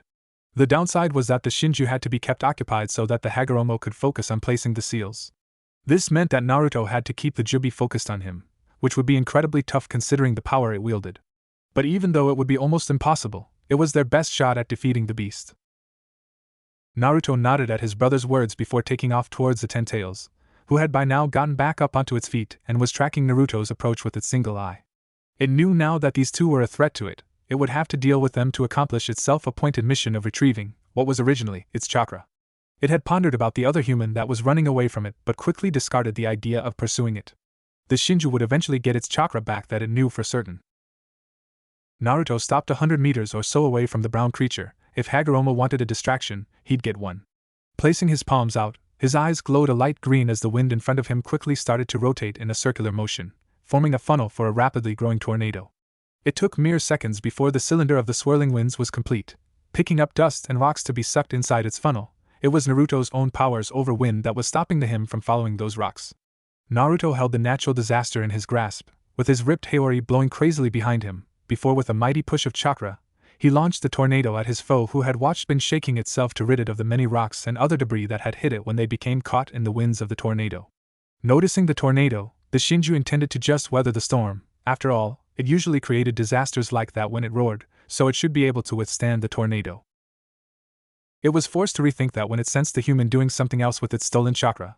Focusing on it with its single eye, the Jubi noticed that the human's, normally, white eyes were now different colors. One was a fiery red with the other being a pure black with a white pupil. The small figure took a deep breath before blowing out something that surprised the one-eyed god, even Hagoromo, who was several kilometers away from the battle. He blew out black flames. The flames of Amaterasu. The black flames of hell. The pure black flames rushed the tornado and worked their way up the pillar of wind before fully integrating itself wind, changing the attack into a now black tornado that was spinning with the fires of hell licking at anything unlucky enough to get caught in its grasp. The 10-tailed creature didn't have enough time to escape the flames of Amaterasu that encased the tornado and was caught in the spinning blaze. It roared in pain as it was constantly burned and healed at the same time. Naruto gave it no time to recover, however. Naruto flung his arms up into the air, his eyes turning dirt brown and calling forth the earth to do his bidding. It rose in front of him like a tidal wave on a beach, soaring into the sky and surpassing the height of the Shinju, who was still being burned by the black tornado, but decided just to eject the burning pieces of its flesh, letting them drop to the ground before being consumed by the black flames. Naruto, however, paid that no mind and, like before, he flung his arms to the Jubi, causing his wave of earth to charge forward and crash into the behemoth, dispelling the black tornado that was already losing speed. The earth crashed into the beast, causing it to crumble under the weight and force of the rock. However, Naruto knew that his earth attack would not do anything to truly hurt the creature. It would simply heal after all. Acting with the opportunity, Naruto focused on the ground around the 10 tails, wanting to try and restrain the beast. He knew that restraining it for as long as possible would be the best option for both him and Hagoromo, as any small bit of flying debris could disrupt the ceiling or Hagoromo. Keeping it restrained for the longest possible time is the smartest thing to do in this situation. Focusing his will on his chosen element, Naruto's eyes turned a light pink, and the area around the Shinju erupted in pink crystals that trapped the Shinju in a pink pyramid of crystals. The 10-tailed creature struggled to move under the crystals, roaring its defiance, before suddenly it went slack. Naruto was immediately on guard. There was no way that it would give up, so that only meant that it was planning something or using an ability of some sort. Naruto inwardly prayed it wasn't the ability to fly, that would just make it harder to restrain. His prayers were answered when his trapped foe didn't take off from the ground, but instead started to spawn much smaller versions of itself that were able to slip through spaces in between the crystals. The clones varied in size and shape. Some had scythe-like arms while others had large axes. Some were traveling on 2 legs, others on 4 legs. There were even some that towered over Naruto, equaling the size of houses, and all of them were rapidly charging his position.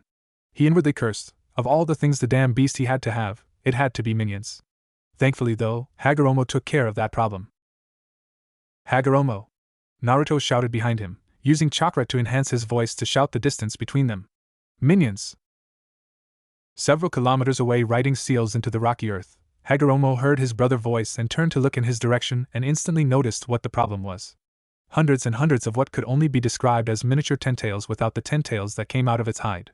Hagoromo inwardly cursed. This would make his job that much harder, but at least it could bring in some help. Standing up and quickly dusting off some dirt from his Hayori, Hagoromo quickly focused his chakra into his hand before slamming it into the ground. Kuchios, summoning! He yelled. A massive amount of smoke was then brought up, obscuring Hagoromo and most of the area around him. When the smoke finally cleared, there was a massive amount of different animals, all of them larger than normal. Some were mythical, while the majority were simply animals that could be found anywhere. There were dragons, phoenixes, tigers, turtles, frogs, snakes, eagles, wolves, lions, bears and ravens. Even some that were aquatic in nature were there, such as krakens, octopuses and sharks, and those were only the ones at the forefront of the animal army. The ones that were standing on 2 legs were holding weapons, from massive katana to scythes and swords, while the ones on 4 legs or flying were wearing a mirror of different sorts. Most of them were different colors as well. There were creatures that were green when they were originally brown, and ones that were blue when they were green. Hagoromo and Naruto had nicknamed the various creatures summons, as they could be summoned from anywhere, or at least as far as they knew. The summons were originally created when Hagoromo had channeled much of his chakra into different animals.